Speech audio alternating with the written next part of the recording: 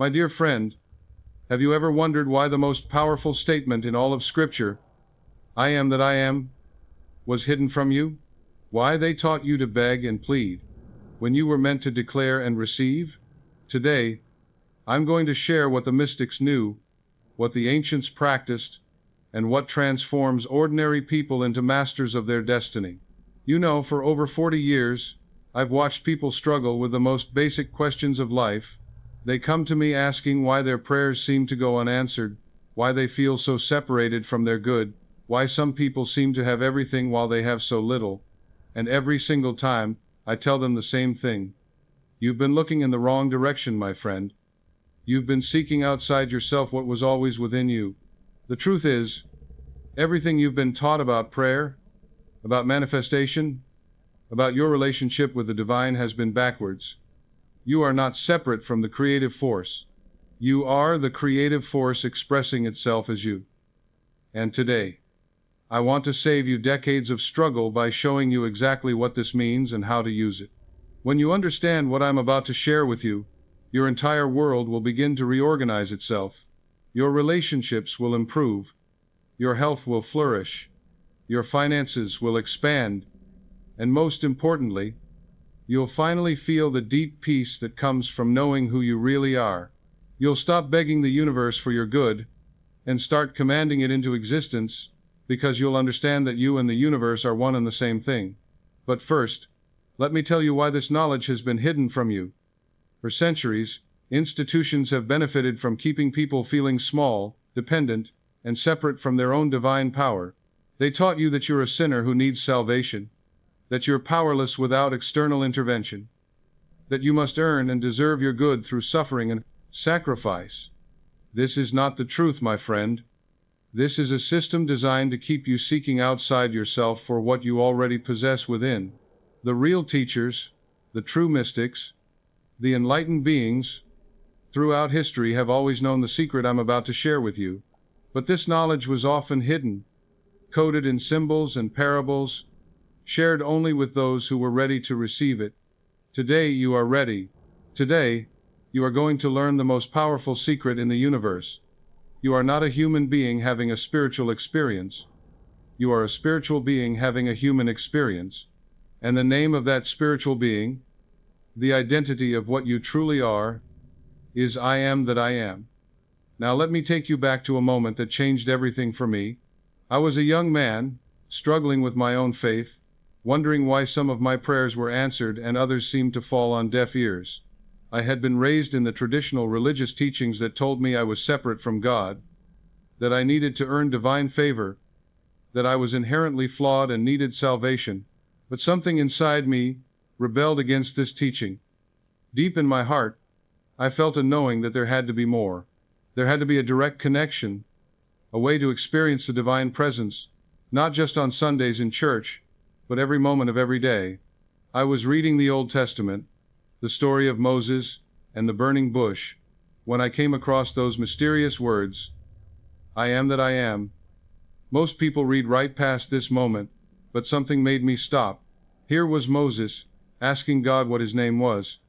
And the answer wasn't Jehovah or Allah, or any of the names we've been taught. The answer was, I am that I am. In Hebrew, it's Ehia Asher Ehia, which literally means, I am what I am, or I will be what I will be. I sat there for hours, turning this phrase over in my mind. What if this wasn't God telling Moses his name? What if this was God revealing the very nature of creation itself? What if I am that I am wasn't describing a separate deity somewhere in the clouds, but the fundamental principle by which all things come into existence? That's when it hit me like a lightning bolt. Every time we say I am, we are using the creative name of God. We are declaring our identity into existence. We are not describing what we are creating what we become.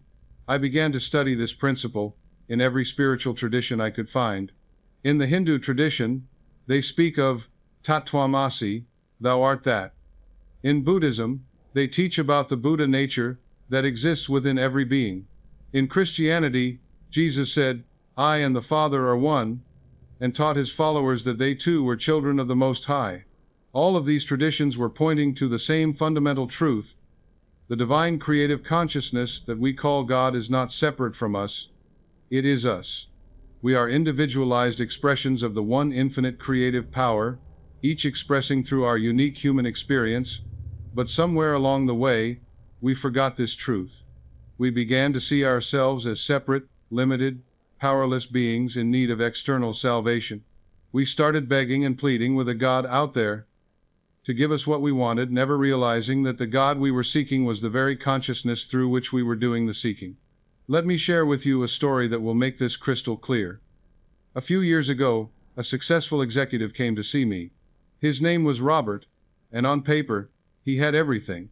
The corner office on the 40th floor, the six-figure salary, the expensive car, the beautiful home in the suburbs. But inside, he felt empty, anxious, completely disconnected from any sense of purpose or joy. "Dr. Murphy," he said, slumping into the chair across from my desk, "I've achieved everything I thought I wanted, but I feel like I'm dying inside. I wake up every morning with this crushing weight on my chest. I go through the motions of my day, but nothing feels real. Nothing feels meaningful. What's wrong with me?" I looked at this man, intelligent, accomplished, seemingly successful by every external measure, and I could see the deep pain in his eyes. I had seen it countless times before. It's the pain of someone who has achieved everything the world says should make them happy, only to discover that external achievements cannot fill the void that comes from not knowing who you really are. "Robert," I said gently, "tell me, how do you complete the sentence 'I am' throughout your day?" He looked confused, so I explained. "When you wake up in the morning, when you're stuck in traffic, when you're in meetings, when you're lying in bed at night, how do you finish the sentence 'I am'?" As he thought about it, his face grew pale. "I am stressed," he whispered. "I am overwhelmed. I am not good enough. I am failing at everything that really matters. I am alone, even when I'm surrounded by people. I am just going through the motions. I am empty inside." Tears began to form in his eyes as he continued. "Oh my God, I've been creating my own misery, haven't I?" "Exactly, my friend," I said with deep compassion. "Your subconscious mind doesn't care whether what you declare after 'I am' is good for you or bad for you. It simply accepts whatever you consistently claim as true and sets about making it your reality."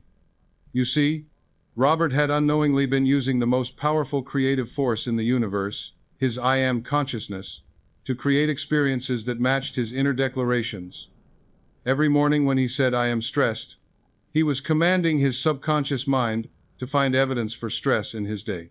When he declared, "I am not good enough," he was programming his mental and emotional systems to filter his experiences through the lens of inadequacy. His outer success could not overcome his inner declarations. In fact, the more externally successful he became, the more his inner voice seemed to shout that he was a fraud, that he didn't deserve it, that he was failing at what really mattered. His "I am" statements were like a radio frequency, and his life was tuning in perfectly to that frequency. I taught him what I'm about to teach you. I explained that every "I am" statement is not a description of current reality, it's a command to create future reality. When you say "I am tired," you're not just observing your current energy level, you're instructing your subconscious mind, your nervous system, your cellular structure, and your energy field to embody tiredness. When you say "I am broke," you're not just acknowledging your bank balance. You're activating the poverty consciousness that will influence every financial decision you make, every opportunity you notice or ignore, every action you take or fail to take regarding money. When you say "I am lonely," you're not just expressing how you feel in the moment. You're creating an energetic vibration that repels connection and attracts isolation. But here's the beautiful part. This same principle works in reverse. When you consciously choose to declare, "I am peaceful," you activate the peace that is your true nature. When you affirm, "I am abundant," you align with the infinite supply that is always available to you. When you proclaim, "I am loved," you open yourself to receive and express the love that is the very essence of who you are. I worked with Robert for several months, teaching him to become aware of his automatic "I am" declarations and to consciously choose new ones. Instead of waking up and immediately thinking, "I am dreading this day," he learned to declare, "I am excited about the possibilities this day holds." Instead of saying, "I am overwhelmed by my responsibilities," he began to affirm, "I am capable of handling everything on my plate with grace and ease." The transformation was remarkable. Within 60 days, this man's entire life had shifted. Not because his external circumstances changed first, but because he changed what he was declaring himself to be. His wife noticed that he smiled more, that he was present with her instead of distracted and distant. His children wanted to spend more time with him because he had become fun to be around again. At work, his stress levels dropped dramatically, and paradoxically, his performance improved. He began to enjoy his career again, to see meaning in his contributions. New opportunities started presenting themselves. His relationships with colleagues and clients became more harmonious and productive. His health improved. He lost the weight he had been carrying for years without even trying, because he was no longer stress eating or using food to fill the emptiness inside.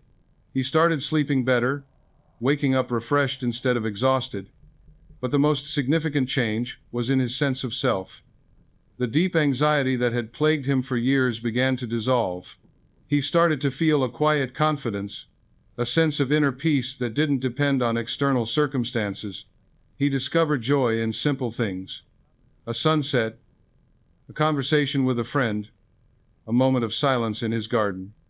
"Dr. Murphy," he said, during one of our sessions, "I feel like I've been living someone else's life for years. Now I'm finally living my own life. I understand now what you mean when you say I am, that I am. I'm not just Robert the executive anymore. I'm the divine creative consciousness expressing itself as Robert. Everything feels different when I know who I really am."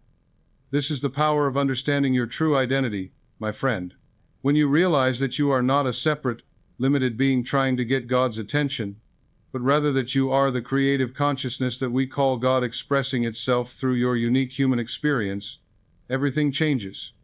Now, let me share another story that illustrates this principle in a different way.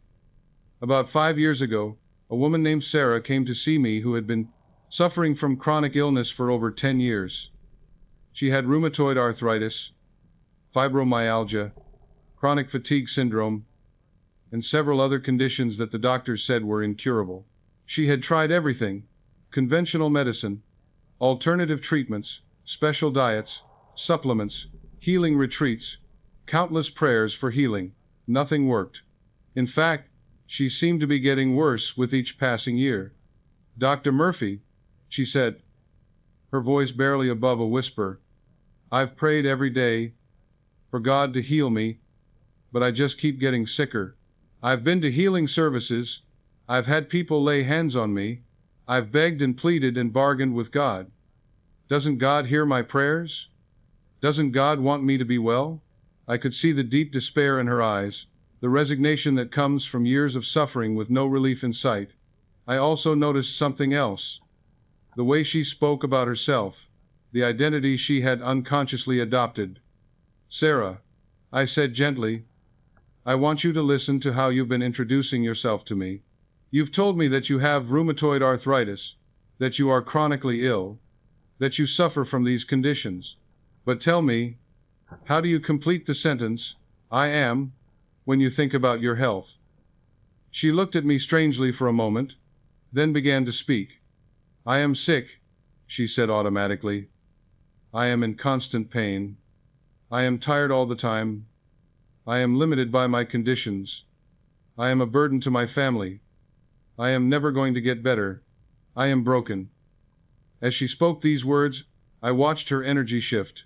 Her shoulders slumped further, her breathing became more shallow, her entire body seemed to contract with each negative declaration. "Sarah," I said with infinite compassion, "you've been praying to God to heal you while simultaneously declaring yourself to be sick. Your 'I am' statements are more powerful than your prayers, because they are your prayers. You've been commanding your subconscious mind to maintain your illness." This was a revelation to her. She had never realized that her self-talk, her inner identity, her constant declarations of sickness were actually working against her healing. She thought she was just being realistic, just acknowledging her current condition.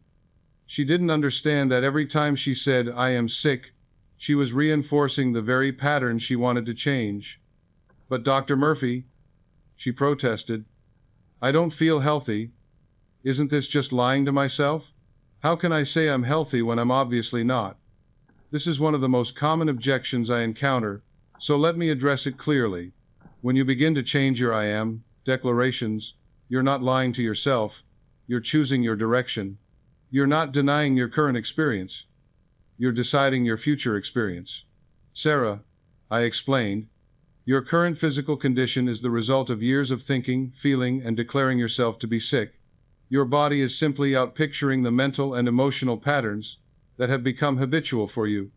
When you change your inner declarations, you change the instructions you're giving to your subconscious mind, and your subconscious mind is what controls every function of your body."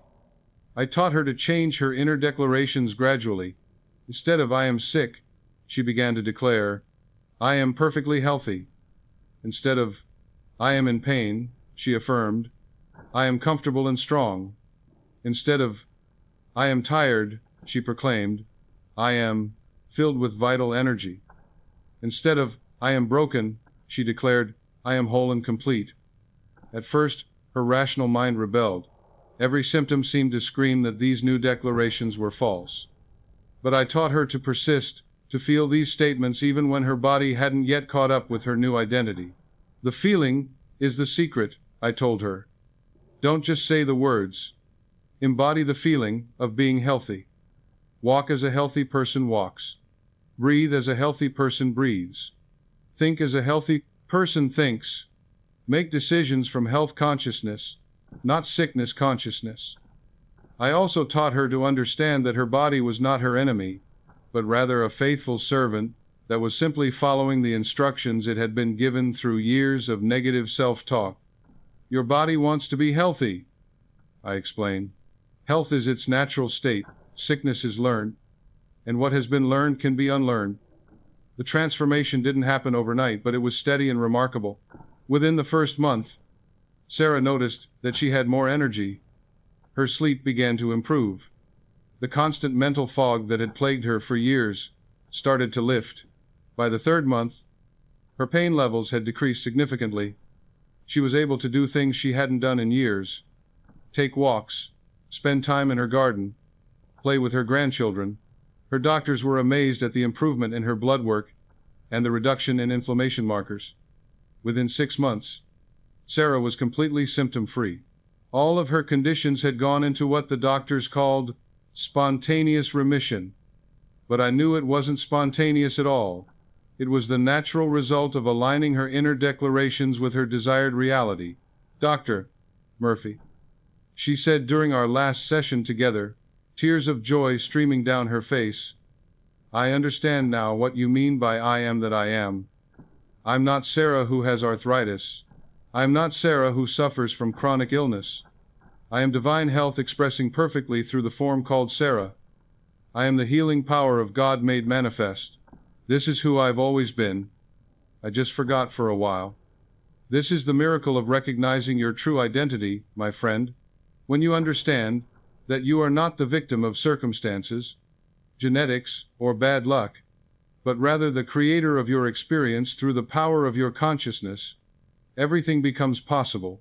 Now, you might be wondering, "Dr. Murphy, that sounds wonderful, but how exactly does this work?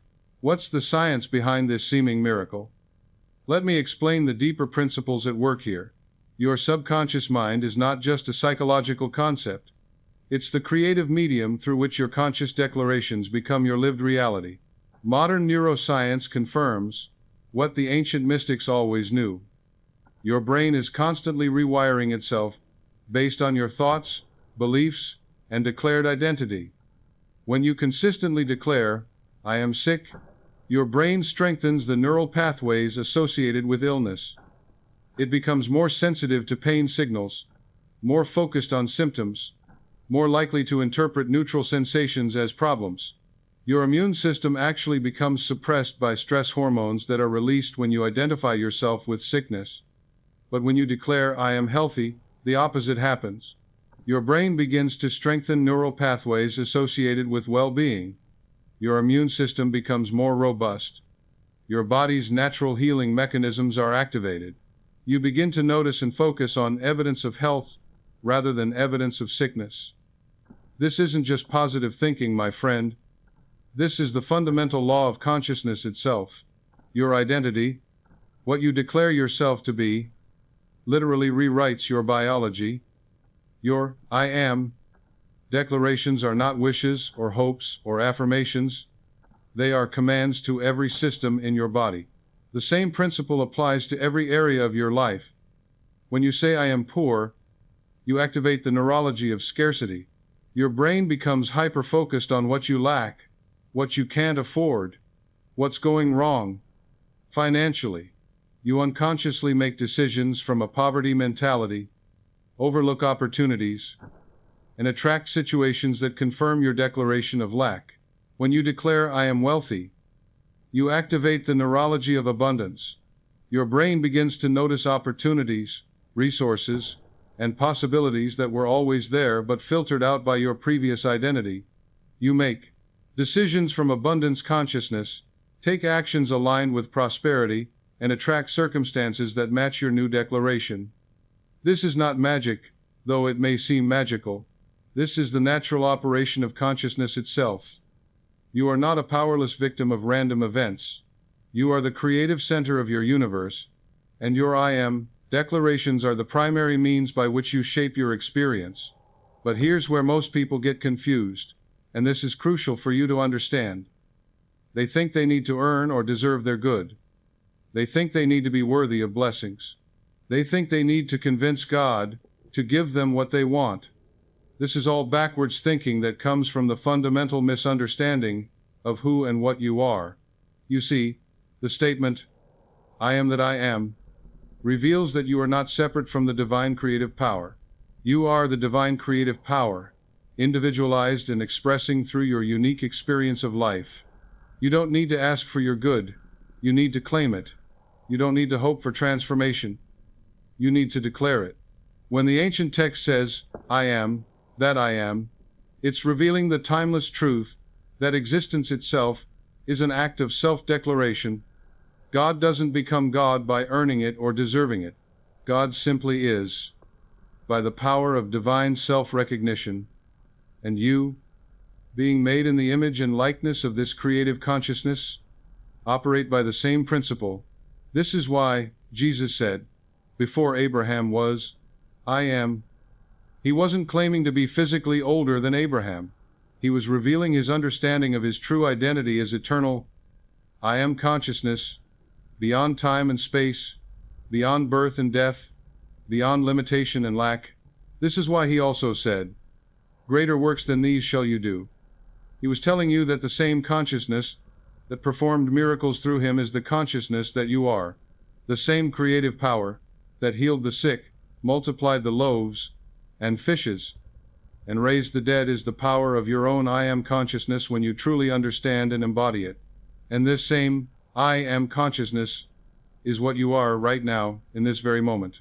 You are the same creative power that spoke the universe into existence, expressing itself as your individual experience of life. You are not a small, separate, powerless being hoping to get God's attention. You are God's attention focused through the lens of your unique human experience. Now, let me share with you one more story that brings all of this together in a beautiful way. Several years ago, a young mother named Maria came to see me. She was overwhelmed, exhausted from trying to balance work, family, and her own dreams. She felt like she was failing at everything and had lost all sense of who she was beyond her roles and responsibilities. Dr. Murphy, she said, tears flowing freely, I don't know who I am anymore. I used to have dreams, ambitions, a sense of purpose. I was going to change the world, make a difference, create something beautiful with my life. Now I just feel like I'm barely surviving each day. She continued, I keep saying I am overwhelmed, I am not enough, I am letting everyone down, I am losing myself.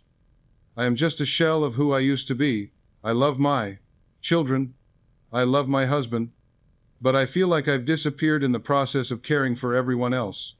How do I find myself again? I looked at this beautiful woman with deep compassion. I could see the exhaustion in her posture, the defeat in her eyes, but I could also see something else, the divine spark that was still there, just covered over by years of self-neglect and negative self-talk. Maria, I said gently, you haven't lost yourself. You've simply forgotten who you are. You are not overwhelmed consciousness. You are consciousness expressing perfectly through a rich, full life. You are not enough. You are the infinite, expressing through the finite. You are not letting anyone down. You are lifting everyone up by your very presence. I continued. The problem is not that your life is too much for you to handle. The problem is that you've been declaring yourself to be inadequate for the life you've been given. You've been using the creative power of I am to create experiences of struggle and insufficiency. I taught her to change her inner declarations. Instead of, I am overwhelmed, she began to declare, I am gracefully managing my beautiful life. Instead of, I am not enough, she affirmed, I am more than enough for every situation I encounter. Instead of, am losing myself, she proclaimed, I am discovering new aspects of my divine nature every day. But I also taught her something deeper. I helped her understand that her roles as mother, wife, and professional were not limitations on her true self. They were expressions of her true self. You are not a human being juggling multiple roles, I explained. You are divine love, expressing itself through the roles of mother, wife, and career woman. You are divine wisdom, guiding and nurturing your family. You are divine creativity, bringing beauty and order to your world. This shift in perspective was transformational for her. Instead of seeing her responsibilities as burdens that were draining her life force, she began to see them as opportunities to express her divine nature. Instead of feeling like she was sacrificing herself for others, she realized she was giving herself to others, and that herself was infinite and inexhaustible. When you know that, you are the unlimited expressing through the apparently limited, I told her, you discover that you have access to infinite energy, infinite wisdom, infinite love, infinite creativity. You are not depleting your personal resources, you are channeling universal resources. The changes in Maria's life were remarkable. Within weeks, she found energy she didn't know she had. She began to wake up excited about her day instead of dreading it. Her relationship with her children deepened because she was present with them instead of distracted by feelings of inadequacy. Her marriage improved dramatically because she stopped being resentful about what she had given up and started being grateful for what she was expressing. Her husband noticed the change immediately. It's like I got my wife back, he told her. But she's even better than before. At work, her performance improved because she was no longer operating from stress and scarcity but from peace and abundance. Opportunities began appearing to help her manage her responsibilities more effectively. She found childcare solutions that had seemed impossible before. Her work schedule became more flexible. Resources and support showed up in ways that felt almost magical. But the most beautiful change was in her sense of purpose. She realized that she hadn't lost her dreams, she was living them. Raising conscious, loving children was changing the world. Creating a harmonious home was making a difference. Bringing her best self to her work was contributing something beautiful to the world.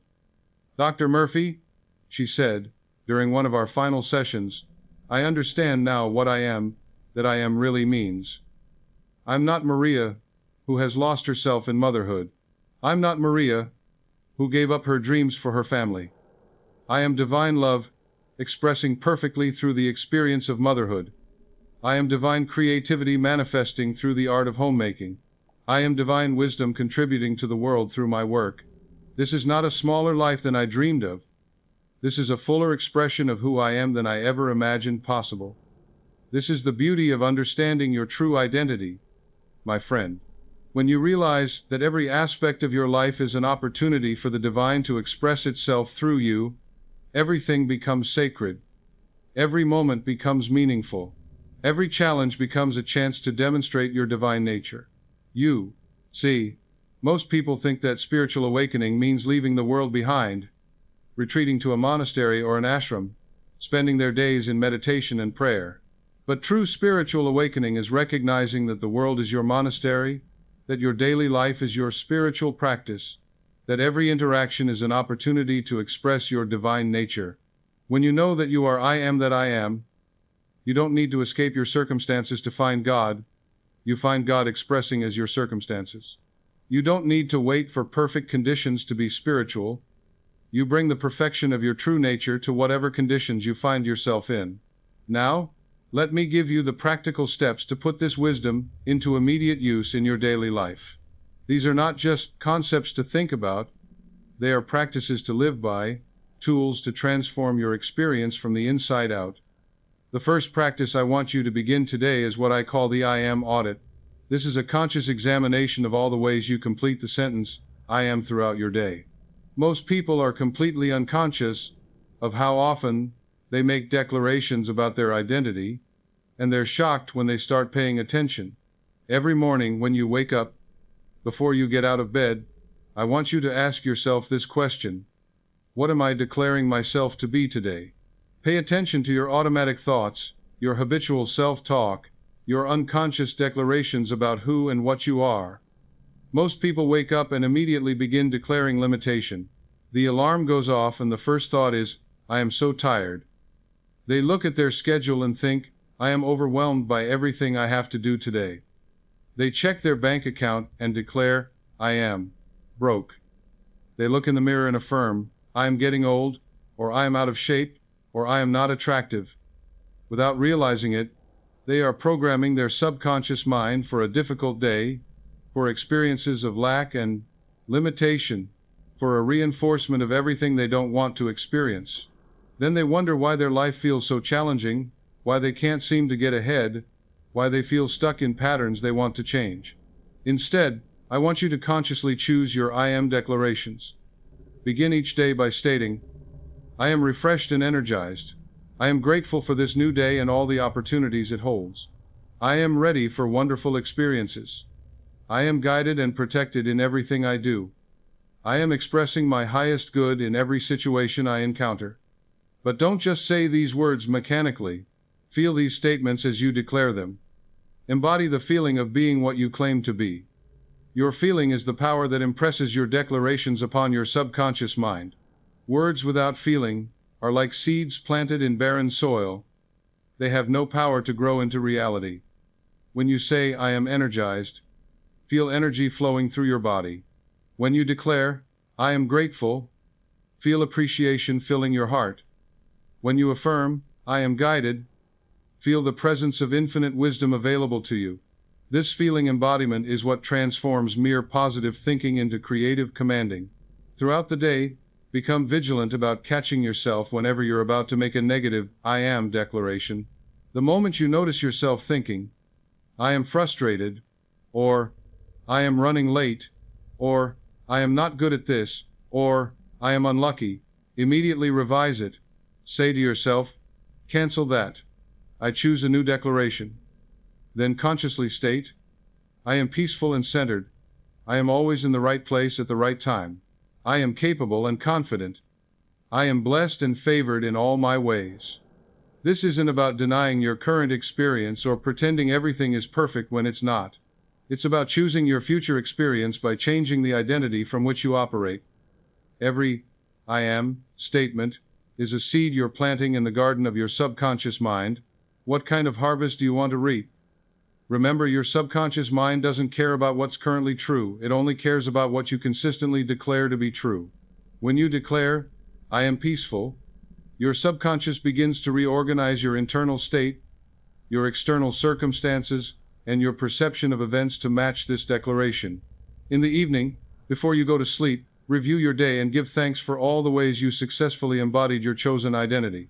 This gratitude reinforces the neural pathways that support your new self-concept and programs your subconscious mind to continue creating experiences that match your declarations while you sleep.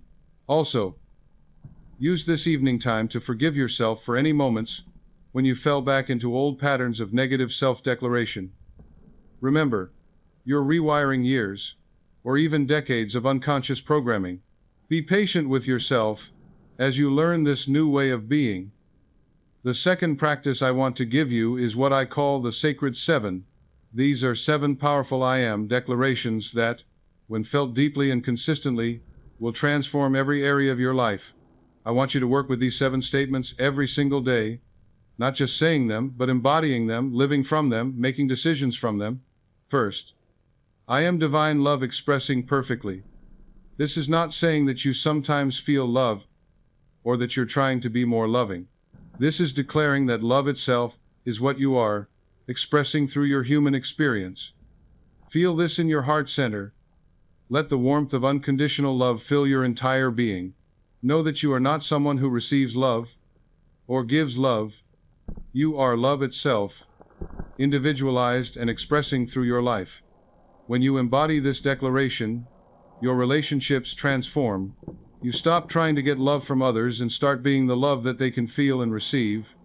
You stop taking things personally because you know that love is your nature, regardless of how others respond to you. You become a source of healing and blessing everywhere you go. Second, I am infinite wisdom, knowing exactly what to do. This is declaring that the same intelligence that grows your hair, beats your heart, and coordinates the dance of galaxies in space, is the intelligence that you are. Feel this in your mind center, behind your forehead. Release all anxiety about decisions and choices. Trust that the perfect action, the right words, the ideal response is always available to you. When you live from this declaration, you stop second-guessing yourself. You trust your intuition. You make decisions with confidence because you know that infinite wisdom is not something you access, it's something you are. You become a source of guidance and clarity for others because wisdom flows through you naturally. Third, I am perfect health radiating vitality. This is not hoping for health or working toward health. This is declaring that health is your true nature, that vitality is what you are. Feel this in your entire body. See every cell vibrating with life and energy. Know that your body is constantly renewing itself in perfect order, that healing is happening in you every moment. When you embody this truth, your entire relationship with your body changes. You stop fearing illness and start expecting wellness. You make choices that support your health naturally, without struggle or force. Your energy increases, your immunity strengthens, and your body becomes a faithful expression of the health consciousness you maintain. Fourth, I am abundant prosperity flowing freely. This is recognizing that you are not separate from the source of all supply. You are the source of all supply, expressing through your consciousness and your choices. Feel this in your entire energy field. Know that abundance is not something you need to attract or create, it's something you need to allow and express. When you live from this declaration, scarcity thinking dissolves. You become generous naturally, because you know that giving is just another form of receiving. Opportunities begin to appear everywhere because you're no longer filtering them out through poverty consciousness. Money and resources flow to you and through you with ease. Fifth, I am creative power, expressing beautifully. This is understanding that you are not someone who has creativity. You are creativity itself, individualized and expressing through your unique talents and interests. Feel this in your imagination, in your capacity to envision and create. Know that every desire in your heart is the divine creative impulse, seeking expression through you. When you embody this truth, you stop waiting for inspiration, and start being inspiration. You trust your creative impulses. You express yourself authentically without fear of judgment. You become a channel for beauty, innovation, and positive change in the world. Sixth, I am peaceful joy, experiencing life fully. This is recognizing that peace and joy are not emotions you sometimes feel. They are the very essence of what you are when you're not identified with temporary circumstances. Feel this in your deepest being, in the core of who you are beneath all thoughts and experiences. When you live from this declaration, you stop seeking happiness in external things and start being the happiness that others can feel. You remain centered and calm regardless of what's happening around you. You become a source of peace in a chaotic world because peace is radiating from your very being. Seventh, I am that I am, expressing perfection now. This is the master declaration that encompasses all others. This is the recognition of your fundamental identity as the creative consciousness that we call God, expressing perfectly through your human experience. Feel yourself as pure being, unlimited consciousness, divine identity, temporarily focused through the lens of personality. When you truly embody this declaration, you stop trying to become something better and start recognizing the perfection that you already are. You stop seeking outside yourself for validation, fulfillment, or completion because you know that you are already whole. You become a living demonstration of divine possibility. Practice these 7 declarations daily, but remember, the key is not in the repetition of words but in the embodiment of feeling. You want to live from these declarations, not just say them. You want to make decisions from these identities, respond to challenges from these truths, and interact with others from these states of consciousness. The third practice is what I call living from the end. This means assuming the feeling of your wish fulfilled before you see any evidence of it in your outer world. This is perhaps the most powerful technique I can teach you, because it aligns you with the fundamental nature of how creation actually works. Most people try to create change by working on their external circumstances. They think they need to find the right job, meet the right person, make the right investment, or take the right action to create the life they want. But this is backwards. External circumstances are always the effect, never the cause. The cause is always consciousness, always your inner state, always what you declare yourself to be.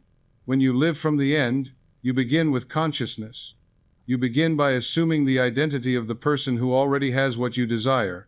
You feel yourself into that reality before there's any external evidence for it. If you desire greater health, don't wait until your body shows improvement to feel healthy. Feel healthy now, today, this moment. Walk as a healthy person walks. Breathe as a healthy person breathes. Eat as a healthy person eats. Think as a healthy person thinks.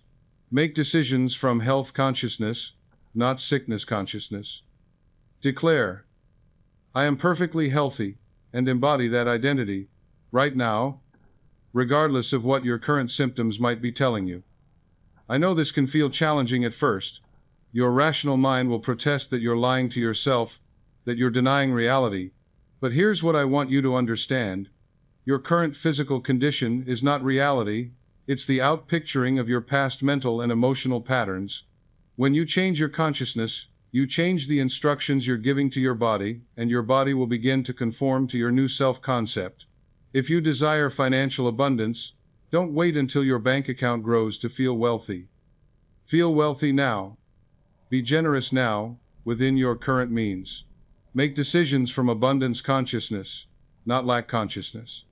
Declare, I am prosperous and successful, and live from that truth today. This doesn't mean being foolish with money or spending what you don't have. It means changing the internal stance from which you approach money. Instead of, I can't afford that, say, that's not where I choose to invest my resources right now. Instead of money is tight, declare, I am learning to steward my abundance wisely. Instead of I'm broke, affirm I am building my prosperity foundation. When you change your relationship with money from the inside, your external financial circumstances begin to shift. You start noticing opportunities you missed before. You make better financial decisions.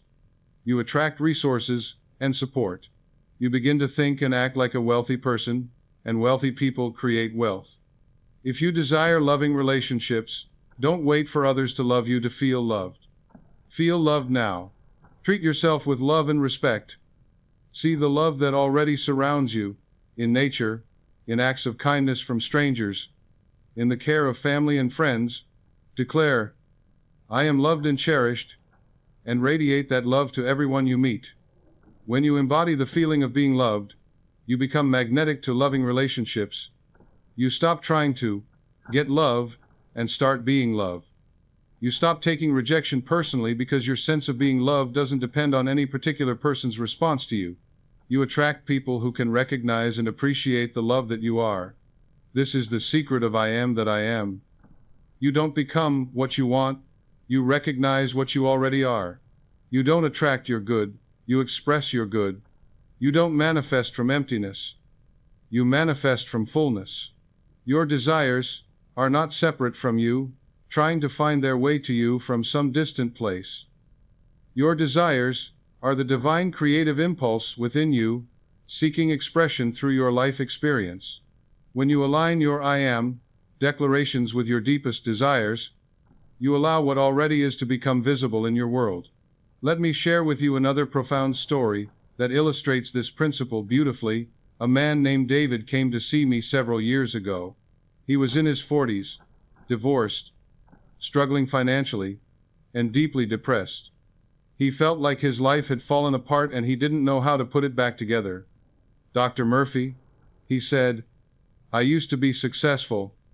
I had a thriving business, a beautiful marriage, a house I was proud of. But over the past few years, everything has crumbled. My business failed, my wife left me, I lost the house. Now I'm living in a tiny apartment, working a job I hate just to pay the bills. I keep saying I am a failure, I am unlucky, I am cursed, I am never going to recover from this. I feel like I'm in a hole that just keeps getting deeper." I could see the pain in his eyes, but I could also see something else. A man who had forgotten his true identity and power. "David," I said, "your external circumstances are simply reflecting your inner declarations. You've been using the creative power of I am to reinforce everything you don't want to experience." I taught him to understand that his business failure, his divorce, and his financial struggles were not evidence of his unworthiness or bad luck. They were the natural outworking of years of stress, fear-based thinking, and unconscious negative declarations about himself and his life. "Every morning when you wake up declaring I am a failure," I explained, "you're programming your subconscious mind to find evidence for failure in your day.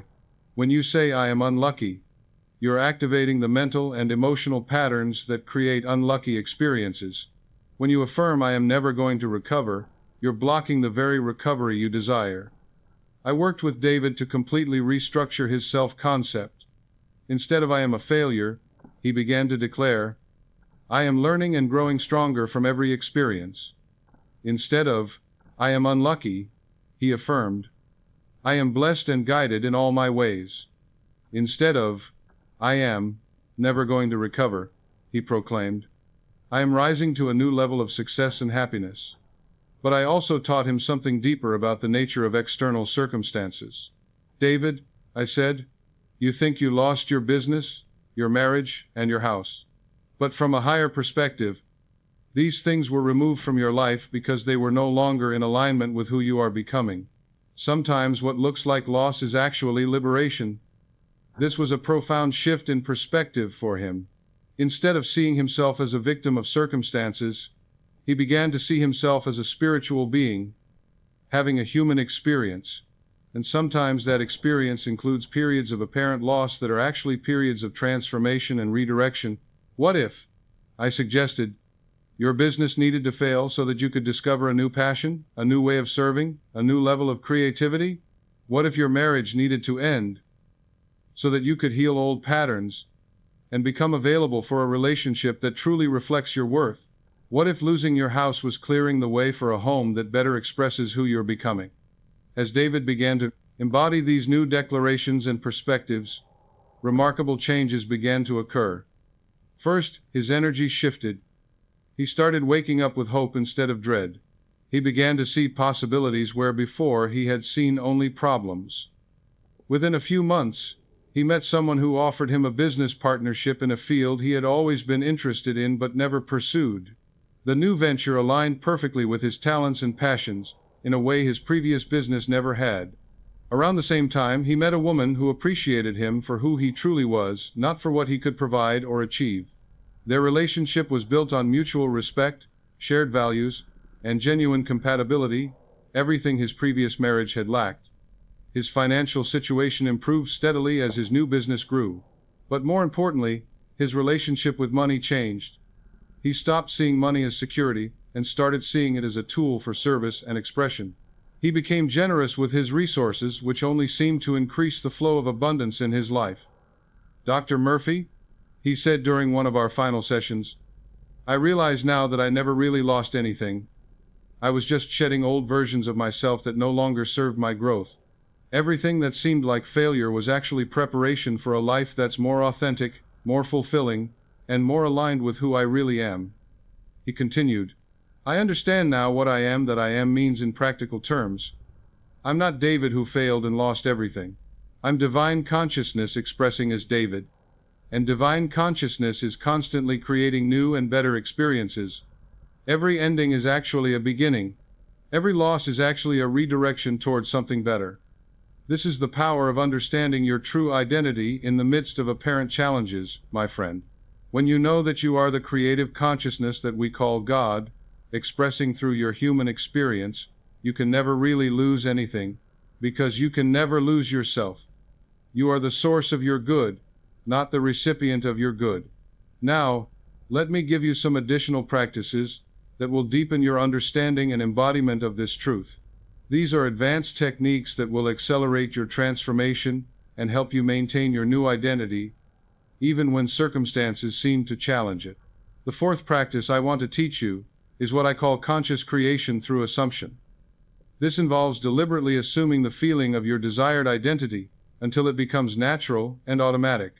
Choose one area of your life where you desire change: your health, your relationships, your career, your finances.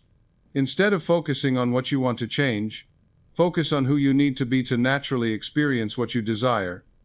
If you want better health, don't just declare, I am healthy. Go deeper. Assume the complete identity of a person who radiates vitality. How does such a person wake up in the morning? What thoughts do they think? How do they treat their body? What foods do they choose? How do they move through their day? What is their relationship with stress and challenges? Spend time each day imagining yourself as this person. See through their eyes, feel through their body, think through their mind. Make this identity so real to you that it begins to feel more natural than your old identity. Then, throughout your day, make choices from this new identity. When faced with food choices, ask yourself, what would a vibrantly healthy person choose? When dealing with stress, ask, how would someone who embodies perfect health respond to this situation? When planning your evening, wonder, what would a person of radiant vitality do with this time? This is not pretending or acting. This is recognizing and embodying the truth of who you are at your deepest level. Health is your natural state. Vitality is your birthright. You are not trying to become someone else. You are remembering who you really are.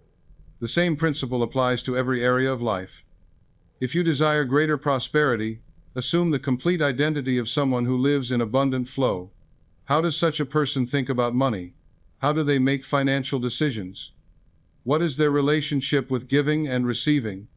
How do they respond to opportunities?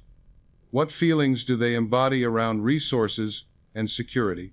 Live from this identity consistently, and your external circumstances will begin to match your internal assumption. This is not about changing your circumstances to feel abundant. This is about feeling abundant to change your circumstances. The fifth practice is what I call the revision technique. This is a powerful method for healing the past and preventing negative patterns from repeating in your future. Every evening before sleep, review your day and identify any moments when you declared yourself to be something you don't want to be, or when you experienced something that contradicted your desired identity. Instead of feeling guilty or frustrated about these moments, simply revise them in your imagination, replay the scene, but this time see yourself responding from your true identity. If you declared, I am overwhelmed during a stressful moment, revise it. See yourself in that same situation declaring, I am peaceful and capable, and feeling the truth of that statement. If someone was unkind to you and you felt hurt or angry, revise your response. See yourself remaining centered in the knowledge of who you are, responding with compassion and wisdom, maintaining your inner peace regardless of their behavior. If you made a financial mistake and declared, I am stupid with money, revise it. See yourself making a wise choice. See yourself learning from the experience without self-condemnation. See yourself affirming, I am wise and prosperous. This revision is not about denying what happened or living in fantasy. It's about reprogramming your subconscious mind with the patterns you want to repeat instead of the patterns you want to avoid. Your subconscious mind doesn't distinguish between an actual experience and a vividly imagined one. When you revise your day before sleep, you're literally rewriting the neural pathways that will influence tomorrow's experiences.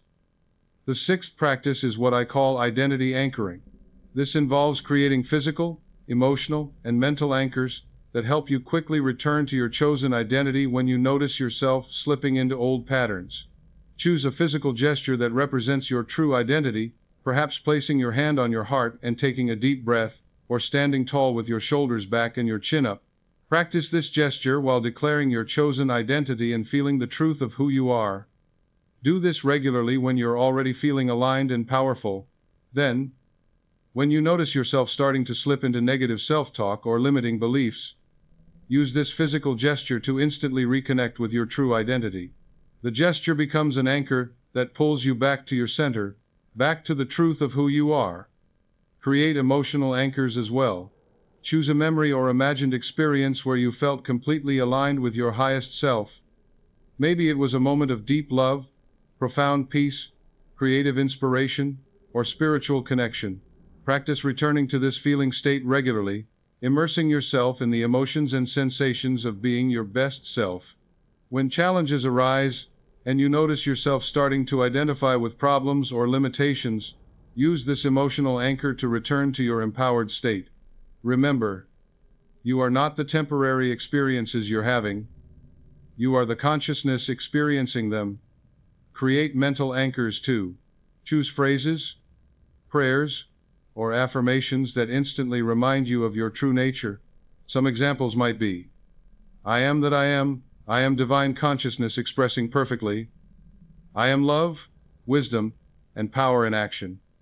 Or, I am the creator of my experience. Repeat these phrases regularly when you're feeling good, so they become associated with your empowered state. Then, when you need to return to your center quickly, these mental anchors will help shift your consciousness immediately. The seventh practice is what I call living as love. This is perhaps the most powerful practice of all, because love is the fundamental nature of the creative consciousness that you are. Every morning, before you begin your day, spend a few minutes connecting with the love that you are, not the emotion of love, but love as the essence of your being. Feel yourself as love expressing through human form. Remember that every person you encounter today is also love expressing through human form, even when they've forgotten this truth about themselves. Throughout your day, approach every situation, every person, every challenge from this awareness. When someone is difficult, see them as love that has forgotten itself and needs to be reminded. When you face obstacles, see them as opportunities for love, to express creativity and wisdom. When you're tempted to judge, criticize, or condemn, remember that you are love itself, and love always seeks to understand, heal, and bless. This doesn't mean being passive or allowing others to mistreat you. Love is also strength, wisdom, and appropriate boundaries. But it means approaching everything from the fundamental recognition that love is what you are, love is what others are, and love is the creative force seeking to express more love through every situation. When you live as love, miracles become natural. Healing happens spontaneously. Relationships transform. Abundance flows easily. Problems resolve gracefully. This is because you're no longer living as a separate individual trying to get your needs met. You're living as the universal creative force expressing its nature through your unique form. Now, let me address some of the common challenges people face when they begin to apply these principles. The first challenge is doubt. When you start declaring yourself to be something that doesn't match your current external circumstances, your rational mind will rebel. It will insist that you're lying to yourself, that you're being unrealistic, that this isn't how the world works. When doubt arises, remember this: your current circumstances are not the truth about you, they are the outpicturing of your past thoughts, beliefs, and declarations. What you see around you right now is the result of who you used to think you were, not who you truly are or who you're choosing to become. Doubt is just old programming trying to maintain itself. It's the ego's way of keeping you stuck in familiar patterns, even when those patterns are painful.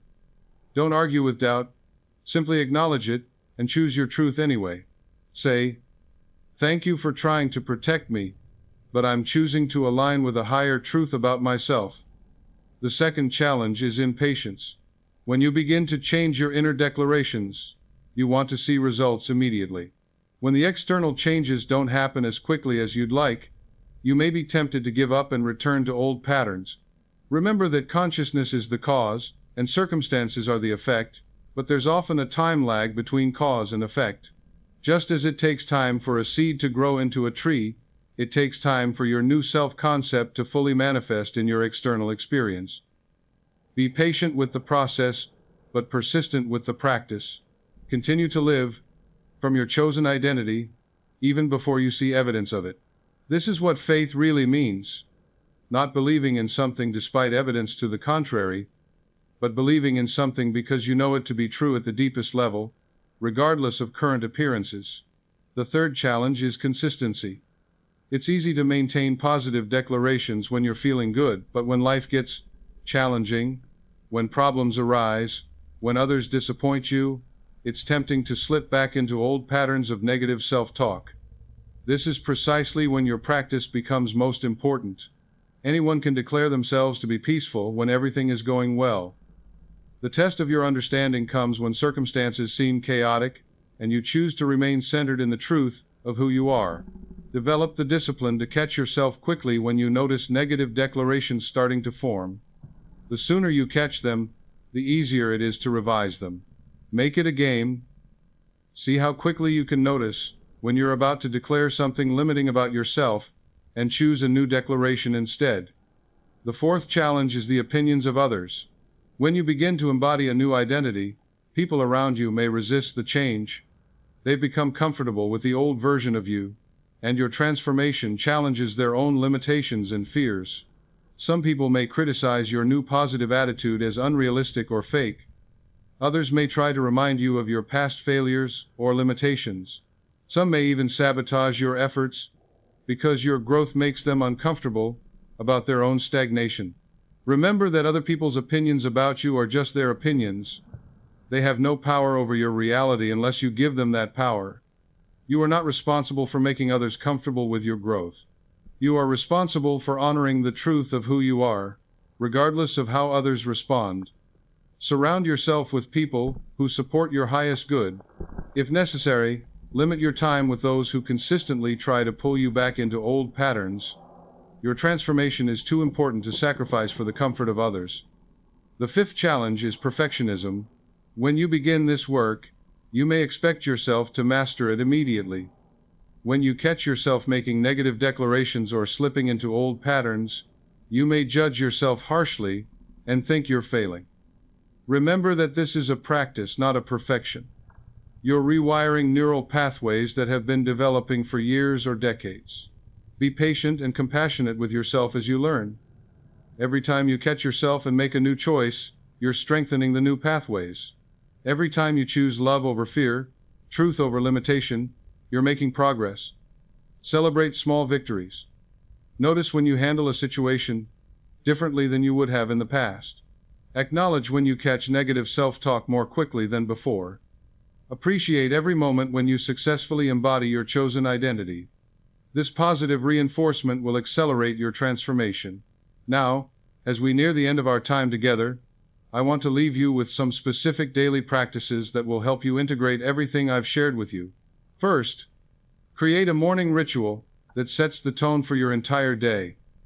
Before you get out of bed, spend 5 minutes connecting with your true identity. Declare your chosen "I am" statements with feeling. Visualize yourself moving through your day from your empowered state.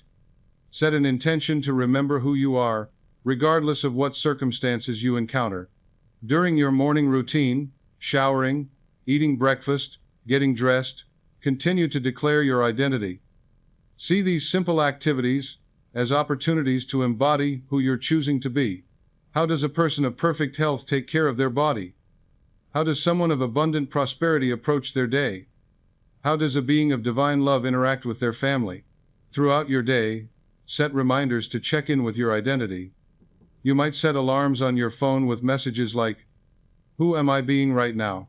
or "I am that I am." Use these moments to quickly assess whether you're operating from your chosen identity or from old patterns, and make adjustments as needed. Create an evening ritual that consolidates your growth. Review your day with gratitude for every moment when you successfully embodied your true nature. Revise any moments when you slipped into old patterns. End your day by affirming your chosen identity and setting the intention to deepen this truth while you sleep. Keep a journal of your transformation. Write down your daily declarations. Record evidence of positive changes. Note insights and breakthroughs. This written record will become a powerful reminder of your progress when doubt tries to convince you that nothing is changing. Study inspiring materials that reinforce these principles. Read books, listen to talks, watch videos that remind you of your divine nature and your creative power. Surround yourself with input that supports your highest understanding of yourself. Find or create a community of like-minded people who are also committed to conscious living. Share your insights, support each other's growth, celebrate each other's victories. Having others who understand and support your journey makes the path much easier and more joyful. Practice random acts of kindness and service. When you know that you are divine love expressing in human form, you naturally want to bless others. These acts of kindness not only help others, but also reinforce your understanding of your true nature. Most importantly, remember that this is not just a technique or a philosophy. This is the truth about who you are. You are not trying to become something you're not. You are remembering something you've always been but perhaps forgotten. You are not creating a new identity. You are uncovering your true identity. The statement, "I am that I am," is not just something God said to Moses thousands of years ago. It is the eternal truth about the nature of consciousness itself, and consciousness is what you are. Every time you say, "I am," you are speaking the creative word of God. Every time you declare your identity, you are exercising the same power that spoke the universe into existence. You are not separate from this power. You are not a victim of this power. You are this power, individualized and expressing through your unique human experience. When you truly understand this, when you truly embody this, when you truly live from this truth, there is nothing you cannot be, do, or have. Your health, your wealth, your relationships, your career, your creativity, your joy, your peace, all of these are expressions of the one creative consciousness that you are. They are not things you need to get from outside yourself. They are things you need to express from inside yourself. This is the forbidden meaning they never taught you, because if you truly understood your divine nature and creative power, you would no longer be dependent on external institutions for your good. You would know that the kingdom of heaven is within you, that the source of all supply is your own consciousness, that the healer you've been seeking is the consciousness that you are. But this knowledge was never really hidden from you. It was always available to anyone willing to look beyond the surface teachings and discover the deeper truth. The mystics knew it. The sages taught it. The enlightened ones lived it. And now you know it too. My dear friend, remember this truth above all others. You are not seeking God. You are God individualized. You are not separate from your good. You are the good you seek, expressing itself through you. You are not becoming something better. You are recognizing the perfection that you already are. The moment you truly understand, "I am that I am," your entire world begins to reorganize itself to match this recognition. Your body begins to express the health that is your true nature. Your relationships begin to reflect the love that you are. Your work becomes an expression of the creativity that flows through you.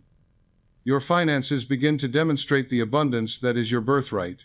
This is not a promise for the future. This is a possibility for right now. This is not something you need to earn or deserve. This is something you need to recognize and embody. This is not about changing yourself. This is about remembering yourself. Right now, in this very moment, declare with me, "I am that I am." I am the divine creative power, expressing perfection, abundance, love, and joy through my life. I am not becoming, I already am. I am not seeking, I am finding. I am not hoping, I am knowing. I am not separate from my good, I am my good expressing perfectly. I am not a human being having a spiritual experience. I am a spiritual being having a human experience. I am not small, limited, or powerless. I am infinite consciousness expressing through this beautiful human form. I am that I am, and it is wonderful. Feel these words in every cell of your body. Let them resonate in your heart, in your mind, in your soul. Allow them to reprogram your subconscious mind, to restructure your neural pathways, to reorganize your entire understanding of who and what you are. This is not just a nice affirmation. This is the fundamental truth of your being. This is who you have always been, who you are now, and who you will always be. You are the eternal I Am consciousness, temporarily focused through the lens of your individual personality, but never separate from the infinite source of all that island. Live from this truth. Make decisions from this truth. Respond to challenges from this truth. Treat others from this truth. Create your life from this truth. This is your divine inheritance, your spiritual birthright, your eternal nature. If these words have stirred something deep within you, if you feel the truth of your divine nature awakening, if you sense the power of your creative consciousness beginning to stir, do me this kindness. Subscribe to this channel for more transformational wisdom that will support your journey of awakening. Give this video a thumbs up if it has resonated with your soul and helped you remember who you truly are. And please, share in the comments below your own I Am declaration. Tell me who you are choosing to be from this moment forward. What divine quality are you ready to embody? What limitation are you ready to transcend? What truth about yourself are you ready to declare and live? I read every comment, and your transformation inspires me to continue sharing these eternal truths. Your awakening is my joy. Your recognition of your divine nature is my reward. Your embodiment of this truth is my greatest satisfaction. Remember, you are not alone in this journey. You are part of a global awakening, a collective remembering of our true divine nature. Every person who awakens to their I Am consciousness makes it easier for others to remember. Your transformation blesses not only your own life but the entire world. Until we meet again, carry this truth with you. You are not separate from the divine. You are the divine, expressing perfectly as you. You are not seeking your good, you are being your good. You are not hoping for a better life. You are creating a better life through the power of your awakened consciousness. I am that I am, and so are you. This is the forbidden meaning they never taught you, but it was never really forbidden. It was always available to those with eyes to see and hearts to understand. Today, you have seen. Today, you have understood. Today, you have remembered who you really are. Now, go forth and live this truth. Express this consciousness. Be this love. Share this wisdom. You are the light of the world, and it's time to let your light shine. You are that you are, and it is wonderful. But before I release you to begin this magnificent journey of conscious living, let me share with you some of the deeper mysteries that I have discovered in my decades of study and practice. These are the advanced secrets that will accelerate your transformation and help you understand the profound implications of truly embodying I Am that I am. The first mystery is what I call the law of mental equivalence. This law states that for every external condition in your life, there is a corresponding mental equivalent, a pattern of thought, feeling, and belief that maintains that condition. When you change the mental equivalent, the external condition must change to match it. Most people try to change their circumstances by working on the external level. They try to fix their relationships by changing their partner's behavior. They try to improve their finances by working harder or finding better opportunities. They try to heal their bodies by taking medications or treatments. While these external approaches may provide temporary relief, they rarely create lasting change because they don't address the mental equivalent that created the condition in the first place. When you understand that you are, I am that I am, pure creative consciousness, You realize that every condition in your life is simply consciousness expressing itself through form. Your health is consciousness expressing as your body. Your wealth is consciousness expressing as your financial experience. Your relationships are consciousness expressing as your interactions with others. To create lasting change, you must work at the level of consciousness itself. You must identify and transform the mental equivalent that is maintaining the unwanted condition. This is why changing your I am declarations is so powerful. You are literally reprogramming the mental equivalent that creates your experience. Let me illustrate this with a profound case that came to my attention. A woman named Elizabeth had been struggling with chronic depression for over 20 years. She had tried every treatment available: medications, therapy, alternative healing, spiritual practices. Some approaches would provide temporary relief, but the depression always returned. When Elizabeth came to see me, I helped her discover the mental equivalent that was maintaining her depression. Through our conversations, we uncovered that she had been unconsciously declaring herself to be, I am unworthy of happiness. I am destined to suffer. I am responsible for everyone else's pain. And I am too sensitive for this harsh world. These declarations had become so automatic, so deeply embedded in her consciousness, that she wasn't even aware she was making them. But they were running like a continuous program in her subconscious mind, creating the neurochemical patterns, the thought patterns, and the behavioral patterns that manifested as depression. I taught Elizabeth to identify and transform these unconscious I am declarations. Instead of I am unworthy of happiness, she began to declare, I am inherently worthy of joy and peace. Instead of I am destined to suffer, she affirmed, I am destined to experience love and fulfillment. Instead of I am responsible for everyone else's pain, she proclaimed, I am responsible for my own well-being and happiness. But here's what made the difference. I taught her to understand that these new declarations weren't positive thinking or wishful thinking. They were recognitions of truth. Elizabeth, I explained, depression is not your nature. Suffering is not your destiny. Unworthiness is not your reality. These are learned patterns that have no basis in the truth of what you are. I helped her understand that as I am consciousness, her essential nature is joy, peace, love, and creative expression. Depression was simply the result of temporarily forgetting this truth and identifying with patterns that contradicted her divine nature. The transformation was remarkable, but not immediate. For the first few weeks, Elizabeth's mind rebelled against the new declarations. Her depression actually seemed to intensify as her psyche resisted the change. This is what I call the last stand of the ego. The old patterns fight hardest just before they dissolve. I prepared Elizabeth for this by explaining that consciousness, like water, seeks its own level. When you begin to declare a new identity, everything that is not in alignment with that identity will come up to be cleared. This temporary intensification is actually a sign that the transformation is working.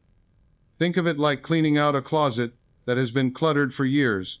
I told her, before it becomes organized and beautiful, it gets messier as you pull everything out to sort through it.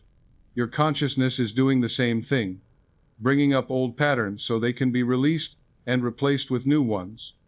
Elizabeth persisted with her new declarations, and gradually, the mental equivalent of depression began to dissolve. She noticed that she was having moments of genuine happiness for the first time in years.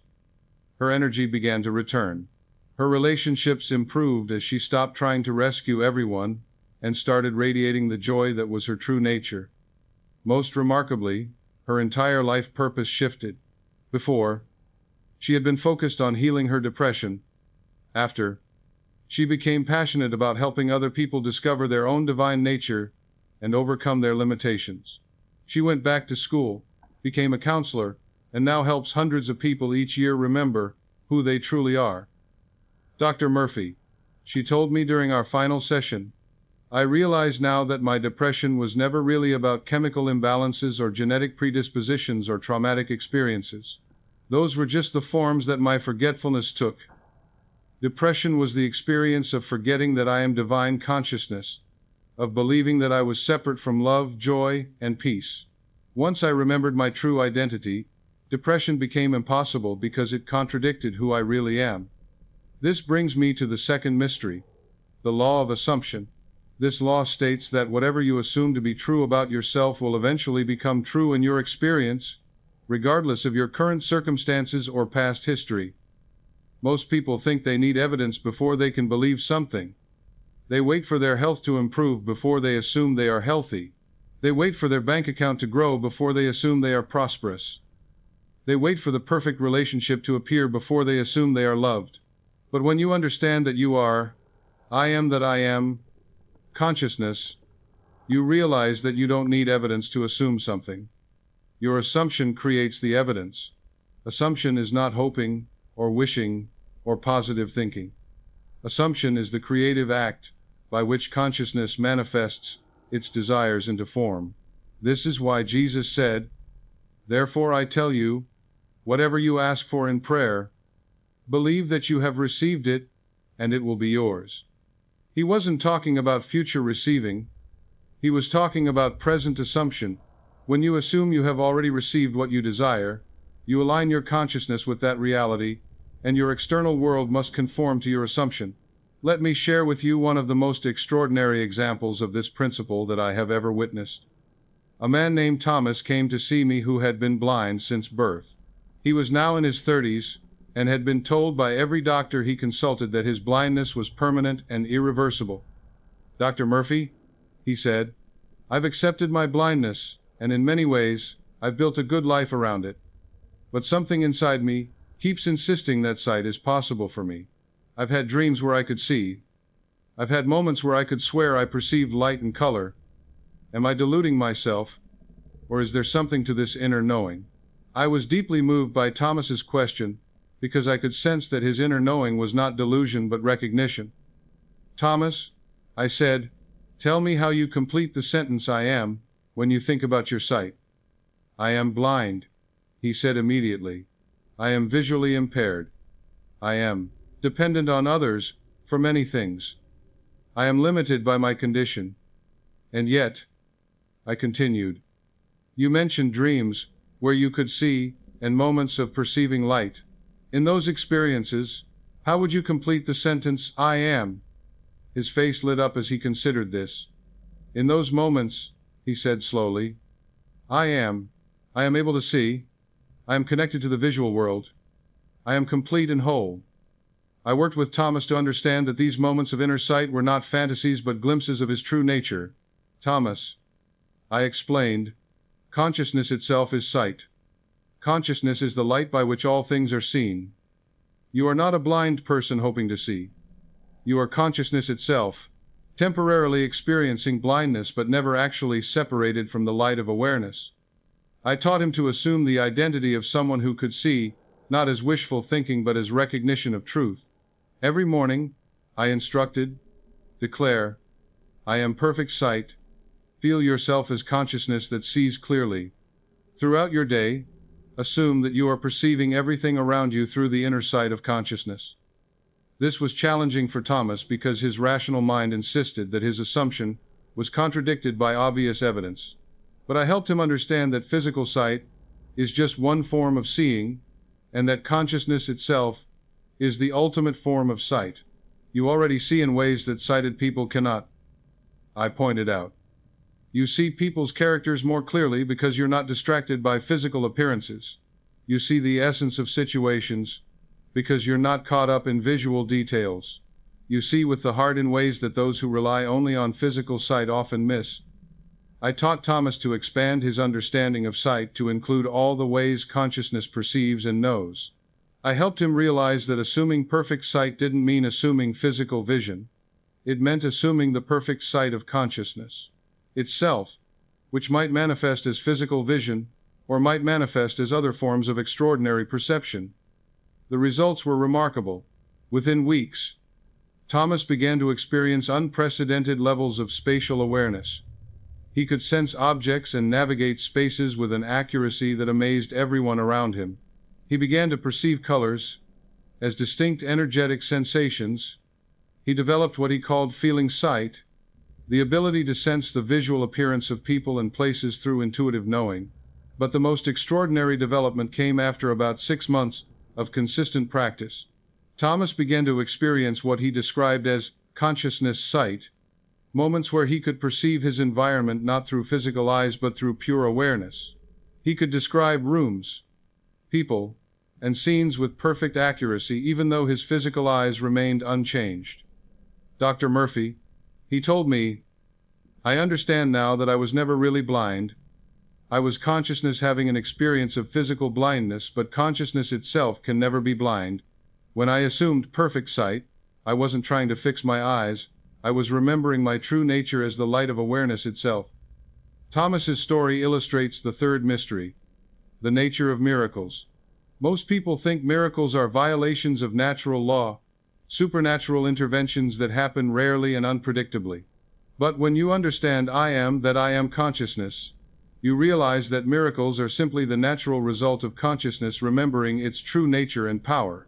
Every so-called miracle in history has been the result of someone accessing their I am consciousness so completely that the limitations of the physical world became secondary to the creative power of consciousness itself. Jesus walked on water, not because he violated the law of gravity, but because his consciousness of his divine nature was so complete that physical laws became malleable to his spiritual realization. You have the same consciousness, the same creative power, the same capacity to transcend apparent limitations. The only difference is the degree to which you recognize and embody your true identity as I am that I am. This brings me to the fourth mystery, the law of dominant mental impression.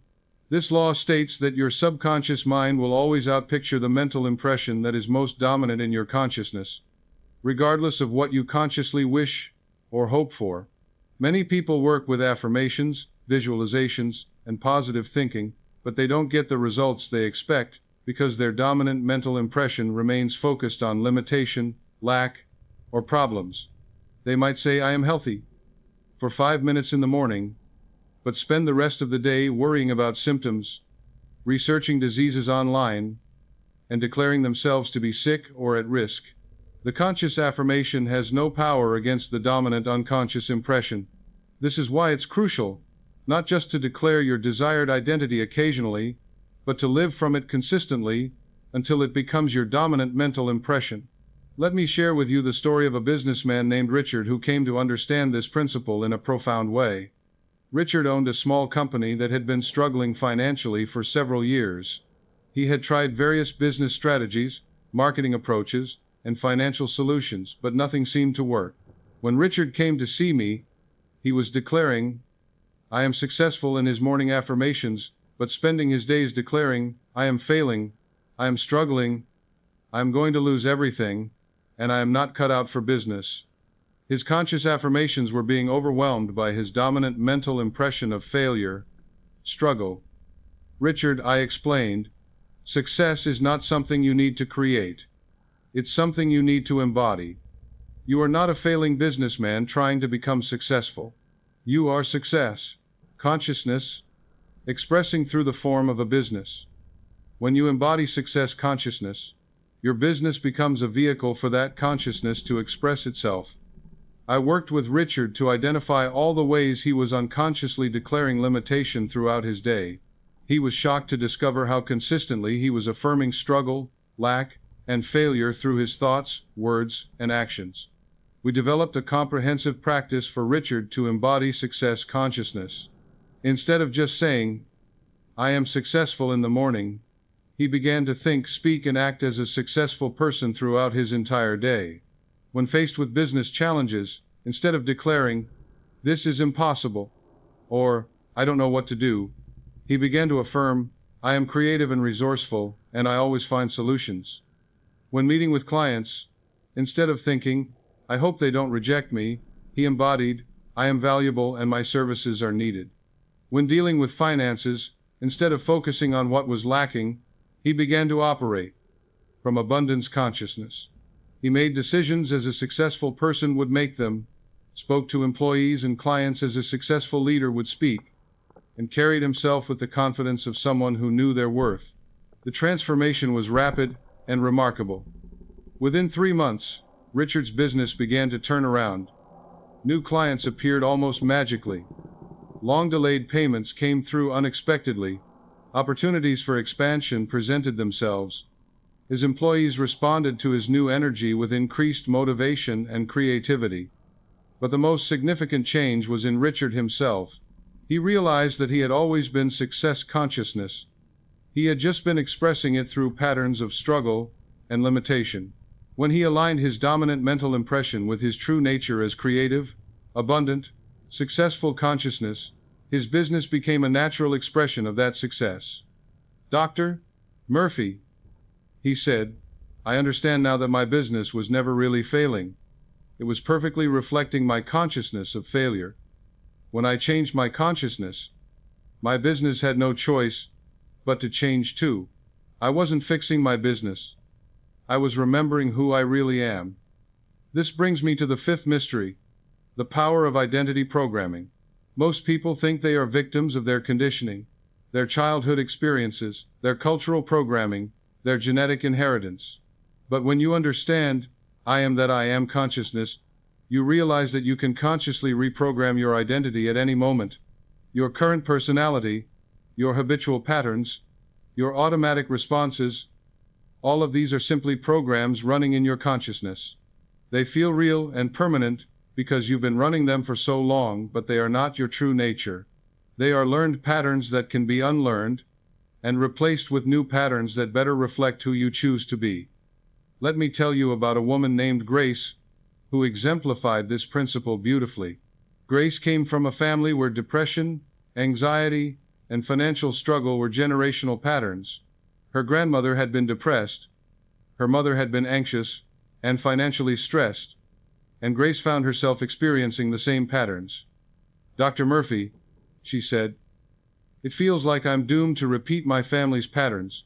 I've tried therapy, I've tried medication, I've tried various self-help approaches, but I always seem to fall back into depression, anxiety, and money problems. It's like these patterns are in my DNA." I helped Grace understand that what she was experiencing was not genetic destiny, but learned identity programming. "Grace," I explained, "you learn to be depressed, anxious, and financially stressed in the same way you learn to speak English. These are not your nature, they are programs you absorbed from your environment." I taught Grace that as I am that I am consciousness, she had the power to reprogram her identity completely. She was not bound by her family history, her past experiences, or any external conditioning. She was pure creative consciousness, with the ability to choose who she wanted to be in each moment. We worked together to identify the specific identity programs that were creating her unwanted experiences. Grace discovered that she had unconsciously absorbed beliefs like, "I am destined to suffer like my mother," "I am genetically predisposed to depression," "I am not capable of financial success," and "I am trapped by my family patterns." These were not conscious beliefs, they were running as background programs in her subconscious mind, creating her emotional states, her thought patterns, and her behavioral choices. Once Grace became aware of these programs, she could begin to reprogram them. I taught Grace a technique I call identity rewriting. Every morning, she would consciously choose to install new identity programs. Instead of running the old program, "I am destined to suffer," she would install the new program, "I am destined to thrive and flourish." Instead of, "I am genetically predisposed to depression," she would program, "I am genetically blessed with joy and resilience." But here's the crucial part. Grace didn't just say these new programs, she embodied them. She began to think thoughts that someone with these new programs would think, feel feelings that someone with this new identity would feel, and take actions that someone with this new self-concept would take. When depression tried to emerge, instead of identifying with it and saying, "I am depressed," Grace would recognize it as an old program trying to run, and would consciously choose to run her new program instead. She would declare, "I am joy," expressing through temporary challenges, and embody the feeling of someone whose essential nature is joy. The results were extraordinary. Within 6 months, Grace had completely transformed her emotional landscape. The depression that had plagued her family for generations simply could not maintain itself in the face of her new identity programming. Her anxiety dissolved as she embodied programs of confidence and trust. Her financial situation improved as she began operating from abundance consciousness rather than scarcity programming. Most remarkably, Grace's transformation began to affect her entire family. Her mother noticed Grace's change and became curious about the principles she was using. Her siblings began to see new possibilities for their own lives. Even her grandmother, now in her 80s, began to experience more joy and peace than she had felt in decades. Dr. Murphy. Grace told me, I realize now that I was never really bound by my family patterns. I was consciousness temporarily running family programs, but consciousness itself is unlimited. When I chose to reprogram my identity, I didn't just change my own life, I changed my family's entire trajectory. I broke the chain of inherited limitation and established a new pattern of inherited blessing. This leads me to the sixth mystery, the principle of mental causation. This principle states that every condition, circumstance, and experience in your life has its origin in consciousness. Nothing happens to you, everything happens through you, as an expression of your dominant mental and emotional patterns. This is perhaps the most challenging principle for people to accept, because it seems to suggest that you are responsible for everything that happens in your life, including things that seem clearly beyond your control. But understanding this principle correctly is crucial for fully embodying I am that I am consciousness. When I say that everything happens through you, I don't mean that you consciously choose every experience. Much of what you experience is the result of unconscious mental patterns, inherited programming, and collective consciousness influences that you may not be aware of. But I do mean that your consciousness is the medium through which all experiences manifest in your life. By taking responsibility for your consciousness, for your thoughts, feelings, beliefs, and identity declarations, you take back your power to create the experiences you truly desire. Let me illustrate this with the story of a man named James, who came to understand this principle through a very challenging experience. James was a kind, generous person who had always tried to help others and live according to spiritual principles, but his life seemed to be filled with one crisis after another: financial emergencies, health problems, relationship conflicts, work difficulties. Dr. Murphy, he said with frustration, I don't understand why these things keep happening to me. I try to be a good person. I help others whenever I can. I don't hurt anyone intentionally, but my life feels like one disaster after another. It seems like the universe is against me. I could see that James was caught in the victim consciousness that so many good-hearted people fall into. He couldn't understand why his external goodness wasn't creating better external circumstances. James, I said gently, I can see that you are indeed a good person with a sincere heart. But tell me, when these crises occur, how do you complete the sentence, I am? As James thought about this, his face began to change. When the financial problems happen, I think I am always struggling with money. When the health issues arise, I declare I am prone to illness. When conflicts occur, I say I am unlucky in relationships. When work problems emerge, I think I am never going to succeed. I helped James understand that while he was consciously trying to be good and spiritual, he was unconsciously declaring an identity of struggle, lack, and victimhood. These unconscious declarations were more powerful than his conscious good intentions because they were backed by strong emotion and repetition. James, I explained, you are not a victim of circumstances. You are creative consciousness, and circumstances are the outpicturing of your dominant mental patterns. The crises in your life are not punishments or tests. They are your consciousness trying to get your attention, trying to show you the patterns that need to be changed. I worked with James to understand that every crisis was actually an opportunity to identify and transform unconscious limiting patterns. Instead of asking, why is this happening to me? He learned to ask, what is this experience showing me about my consciousness? What pattern am I ready to release? What new identity am I ready to embody? When the next financial challenge arose, instead of declaring, "I am always struggling with money," James began to affirm, "I am learning to embody abundance consciousness. This challenge is showing me where I still hold patterns of lack so I can transform them." When health issues emerged, instead of thinking, "I am prone to illness," he declared, "I am perfect health expressing through temporary healing experiences. My body is teaching me to align more completely with my wholeness." This shift from victim consciousness to creator consciousness was transformational for James. Instead of feeling powerless in the face of challenges, he began to feel empowered to use every experience as an opportunity for growth and transformation. The remarkable thing was that, as James embraced his role as the creator of his experience, the crises began to decrease in frequency and intensity.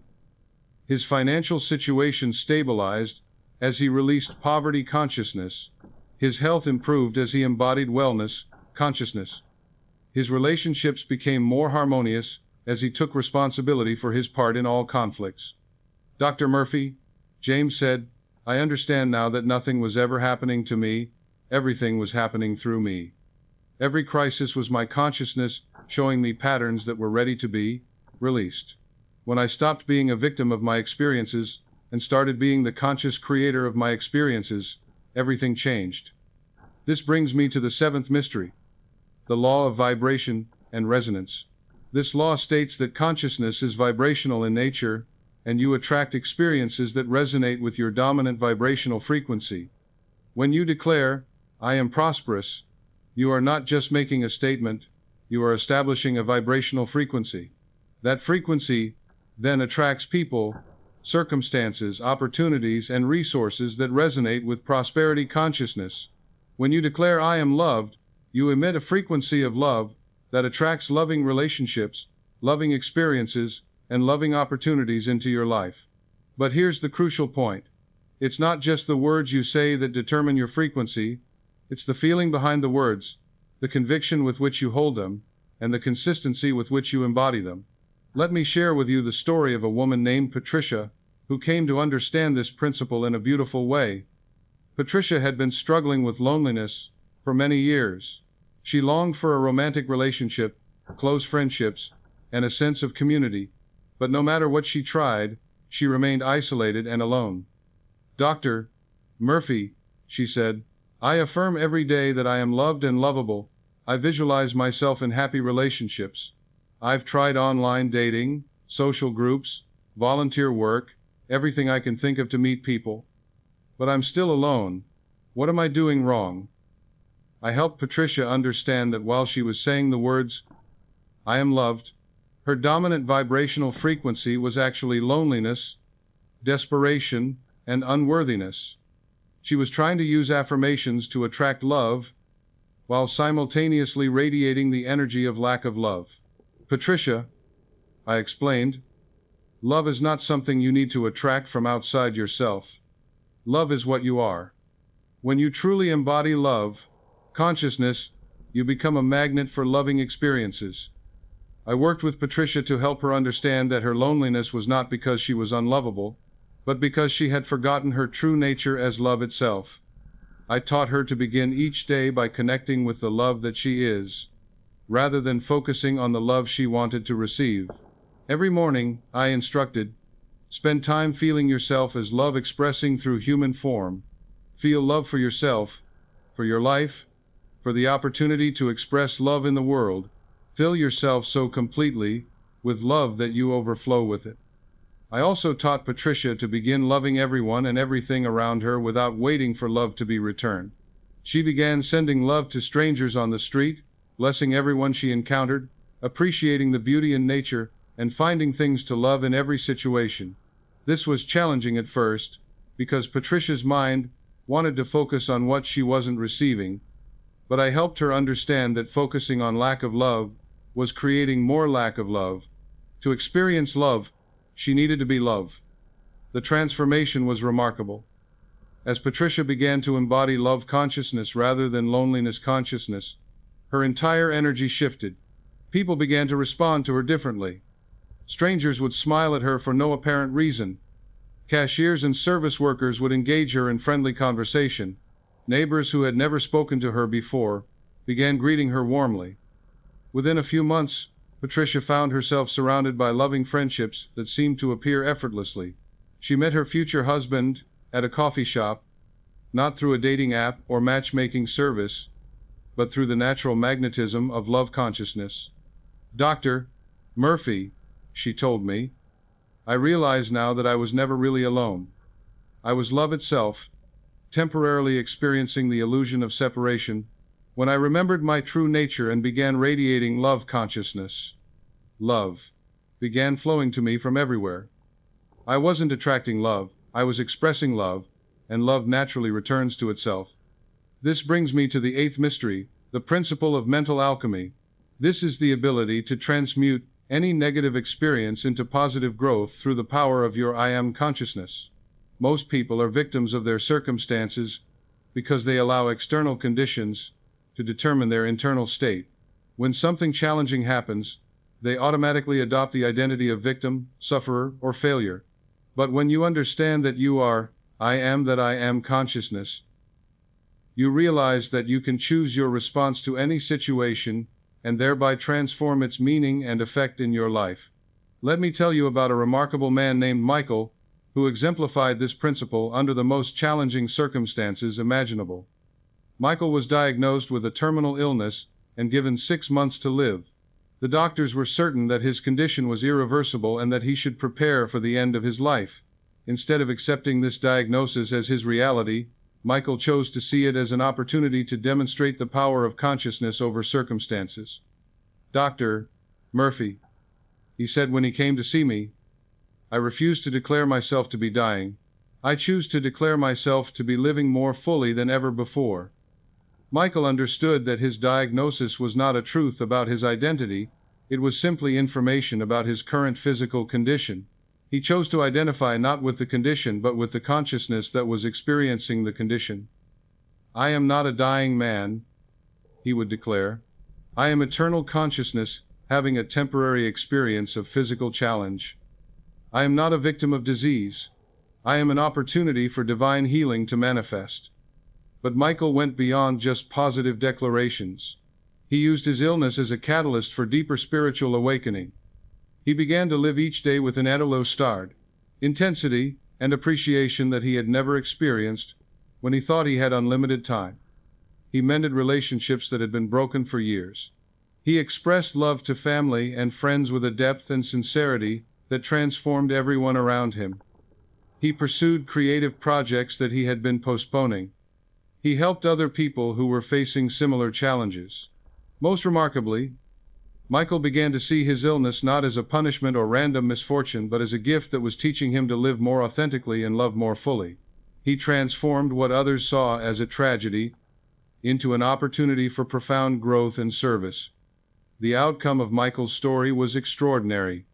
His tumor began to shrink. His energy returned. His doctors were baffled by improvements that contradicted all their expectations. Within a year, Michael was declared to be in complete remission. But the even more extraordinary outcome was the transformation in Michael's character and consciousness. The man who emerged from this experience was more alive, more loving, more joyful, and more spiritually awakened than he had ever been before his illness. "Dr. Murphy," he told me, "I realize now that my illness was not something that happened to me, it was something that happened for me. It was consciousness, using a physical challenge to wake me up to my true nature and purpose. I wouldn't trade this experience for anything because it taught me who I really am."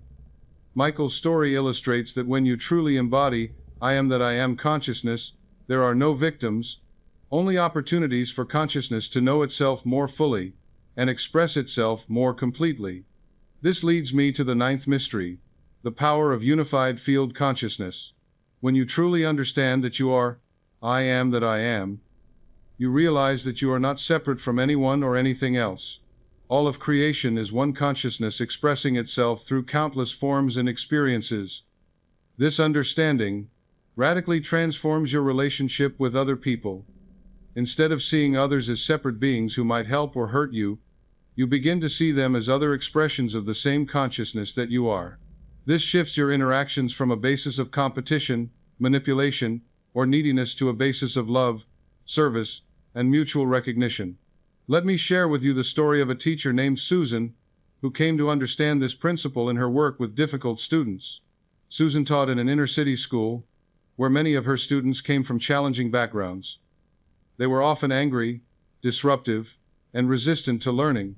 For years, Susan had struggled with these students, seeing them as problems to be solved, or obstacles to overcome. She would declare to herself, "I am frustrated. I am overwhelmed. I am not making a difference. And these kids are impossible." When Susan learned about I am that I am consciousness, she began to see her students completely differently. Instead of seeing them as separate, difficult individuals, she began to see them as expressions of the same divine consciousness that she was, temporarily experiencing challenges and confusion. Every morning, Susan told me, I began to look at each student and silently declare, "I am that I am, and so are you. You are divine wisdom seeking to express itself. You are love that has forgotten its nature. You are creative potential waiting to be awakened." This shift in Susan's consciousness created an immediate change in her classroom energy. Students who had been resistant and disruptive began to respond to her differently. They sensed that she saw something in them that they couldn't see in themselves. Susan began to speak to her students not as someone trying to control their behavior, but as someone recognizing their divine potential.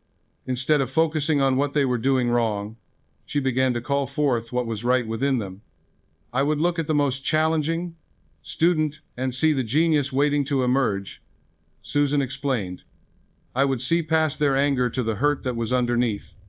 I would see past their resistance to the longing for recognition and love. And I would speak to that deeper truth.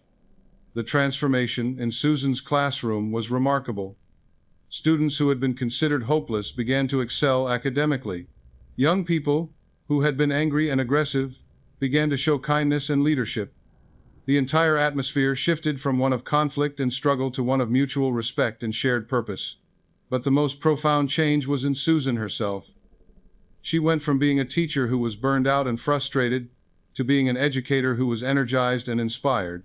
She realized that her true role was not to impart information, but to help her students remember their own divine nature.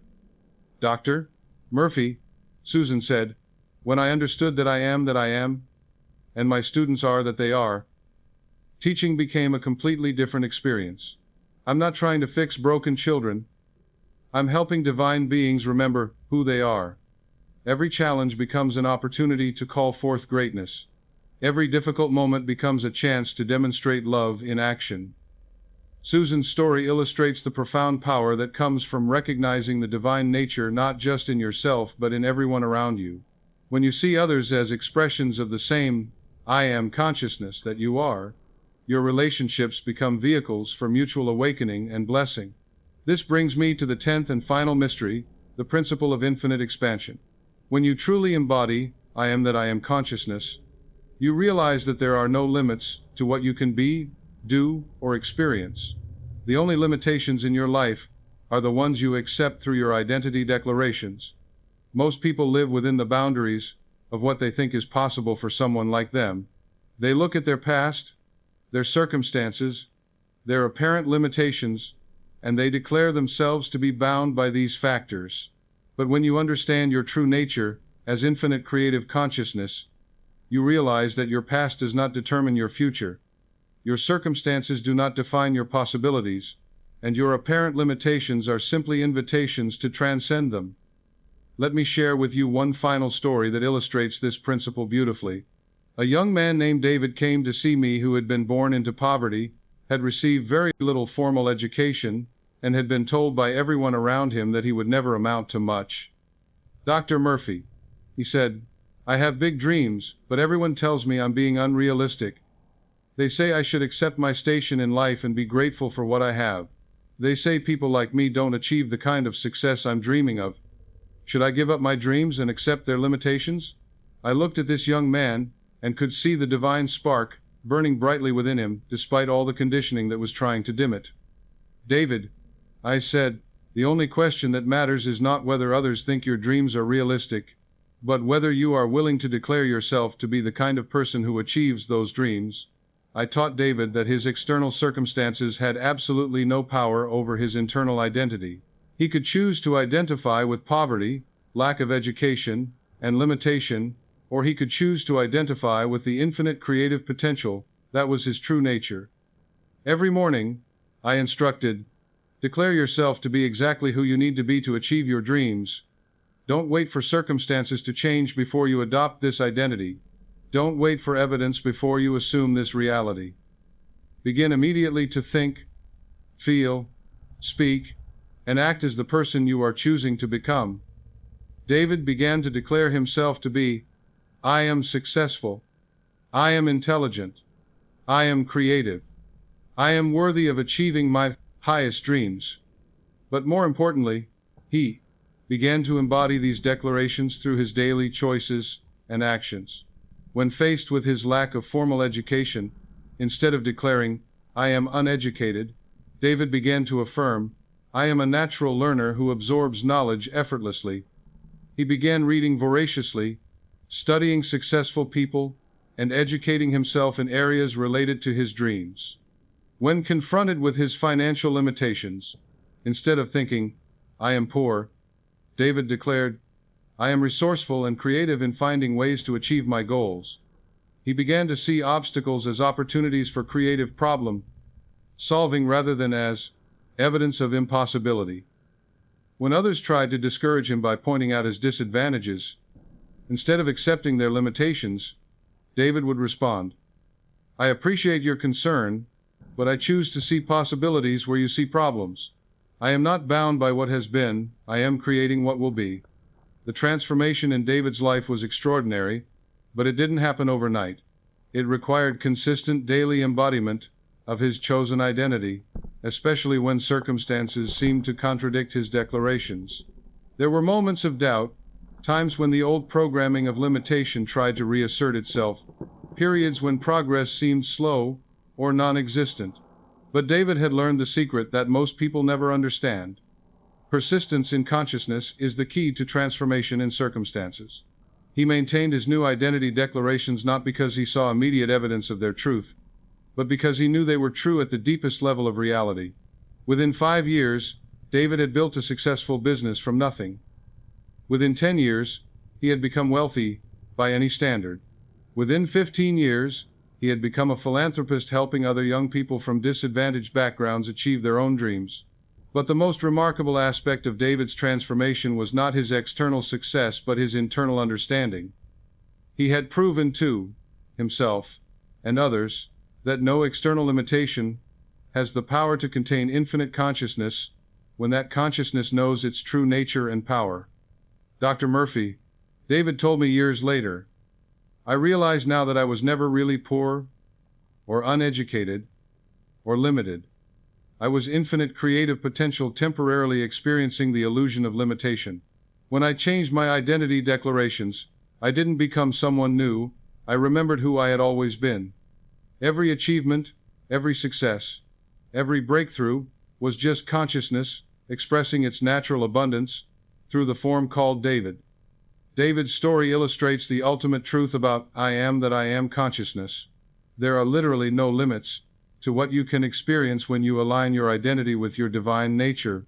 Every apparent limitation is simply an invitation to expand your understanding of who you are and what you're capable of.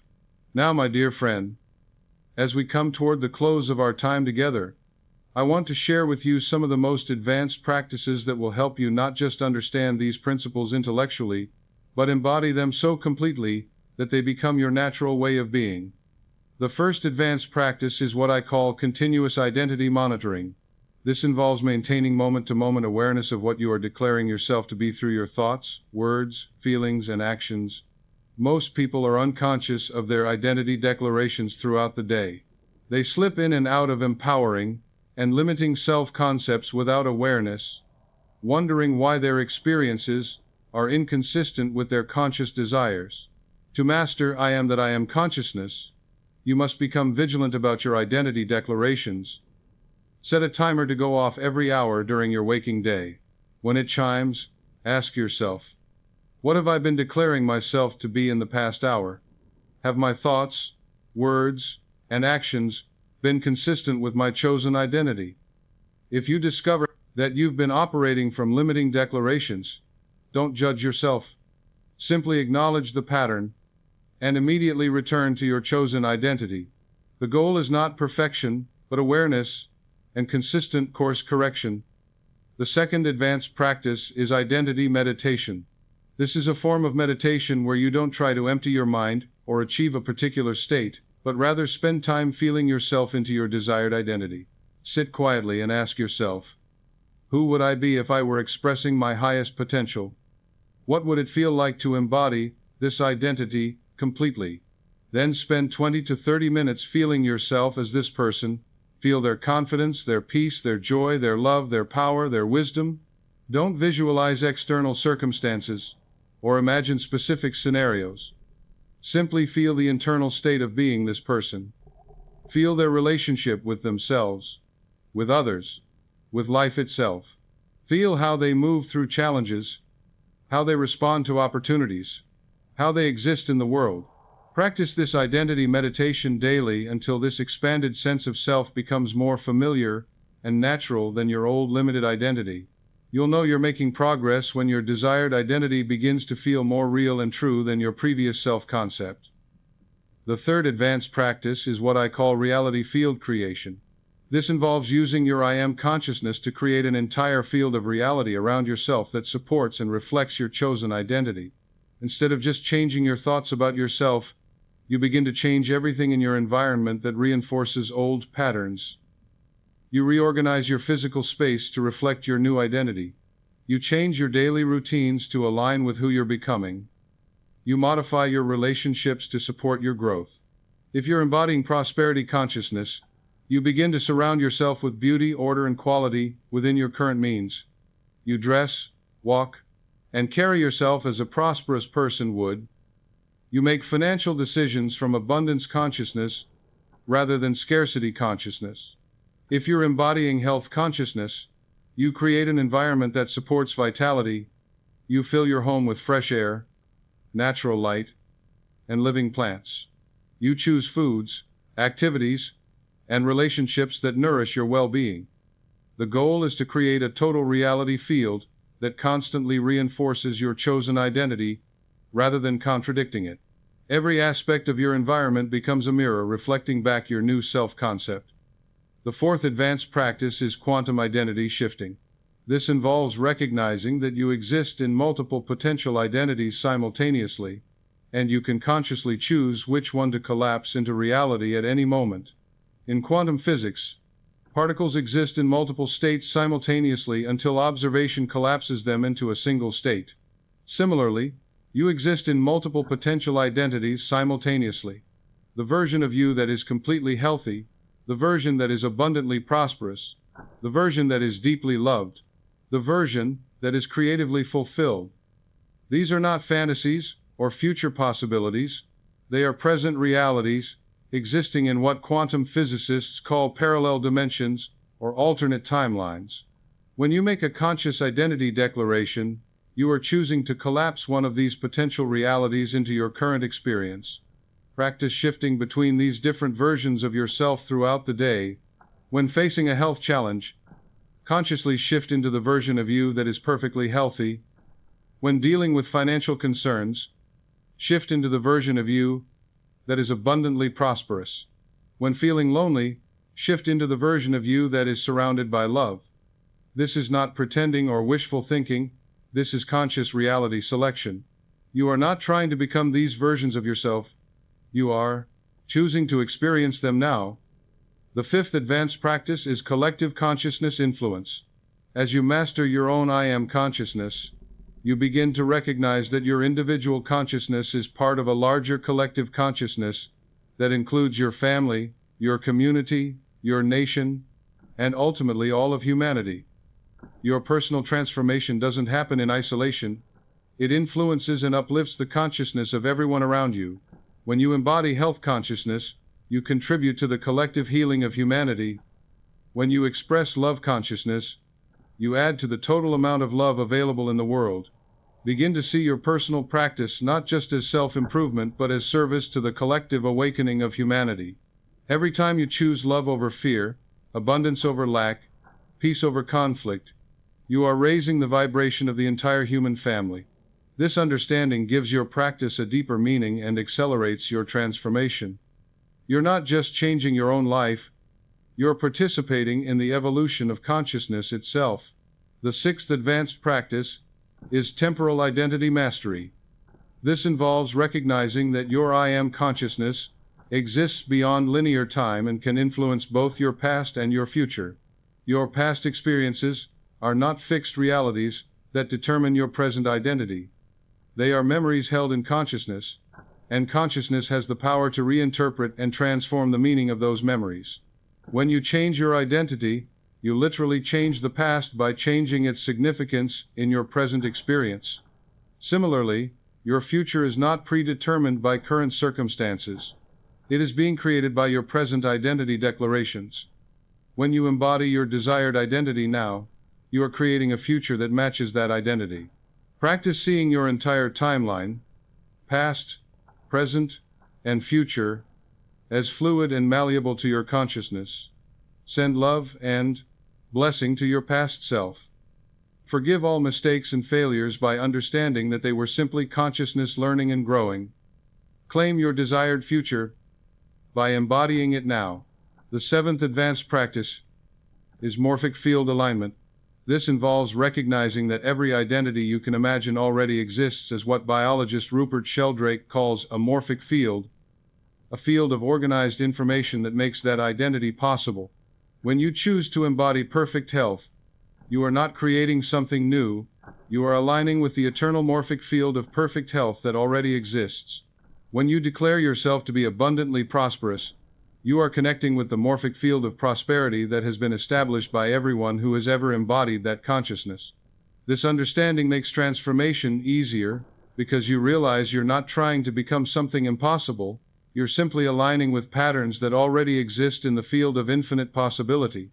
Research the lives and consciousness of people who have embodied the identity you desire.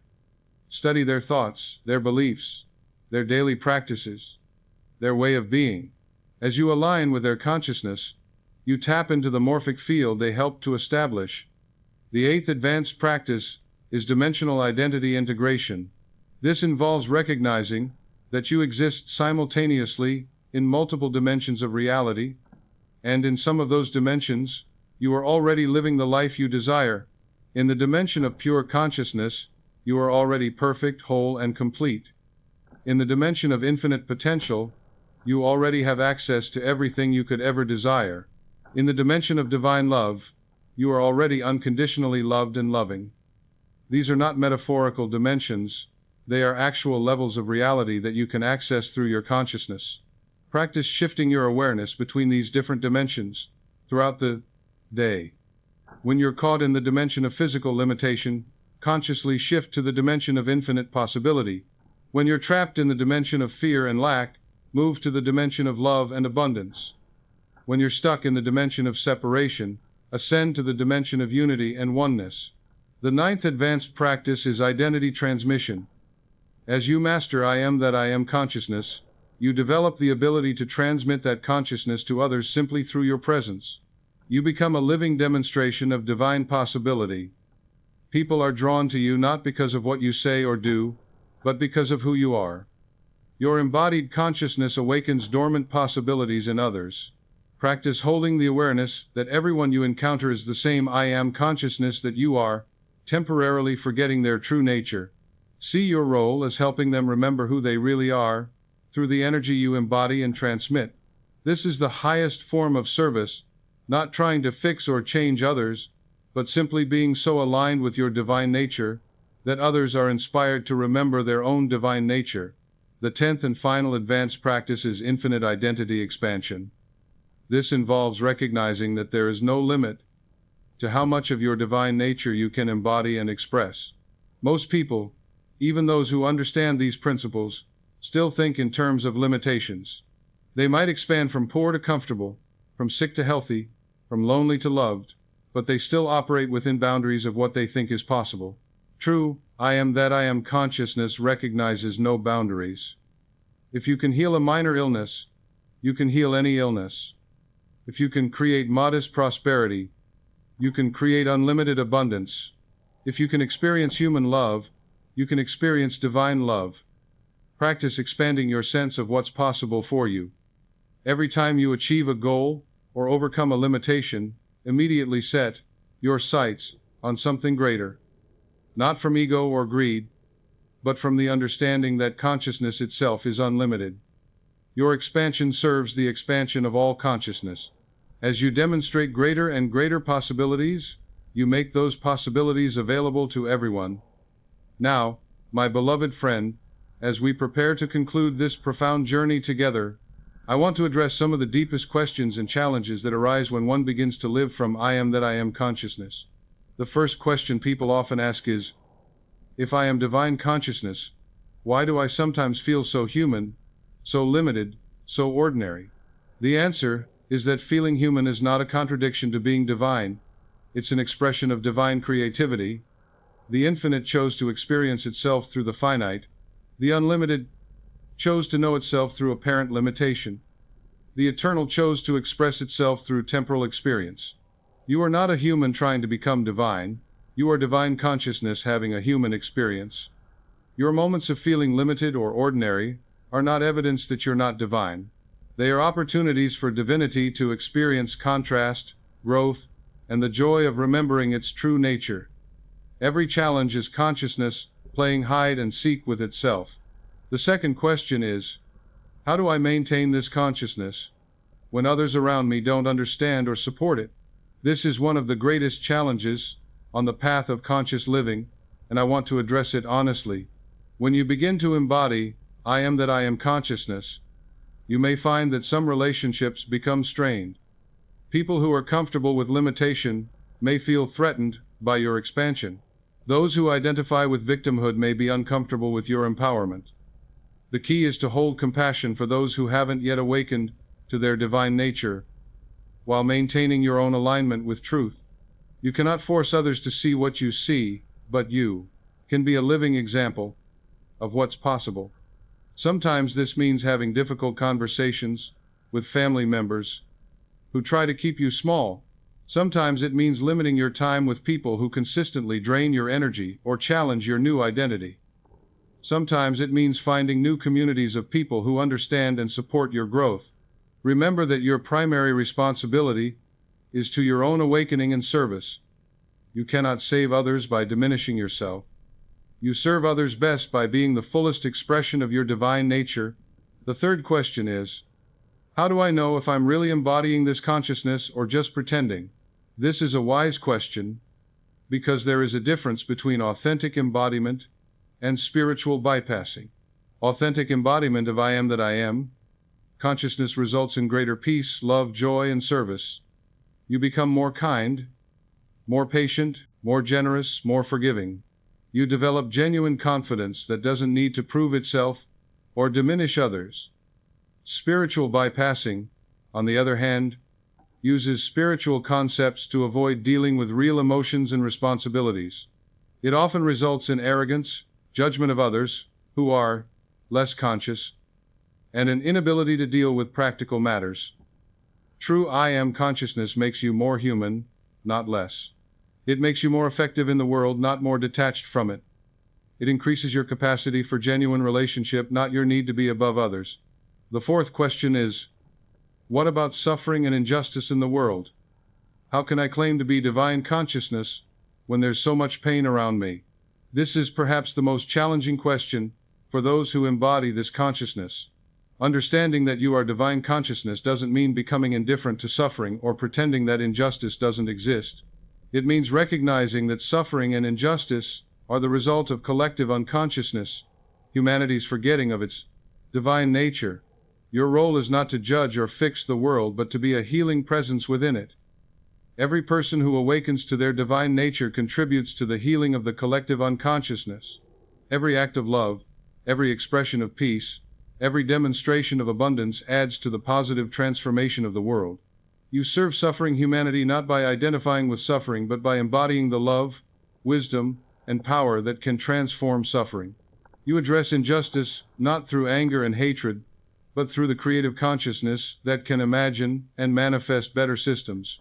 The fifth question is, how do I handle setbacks and apparent failures while maintaining this consciousness?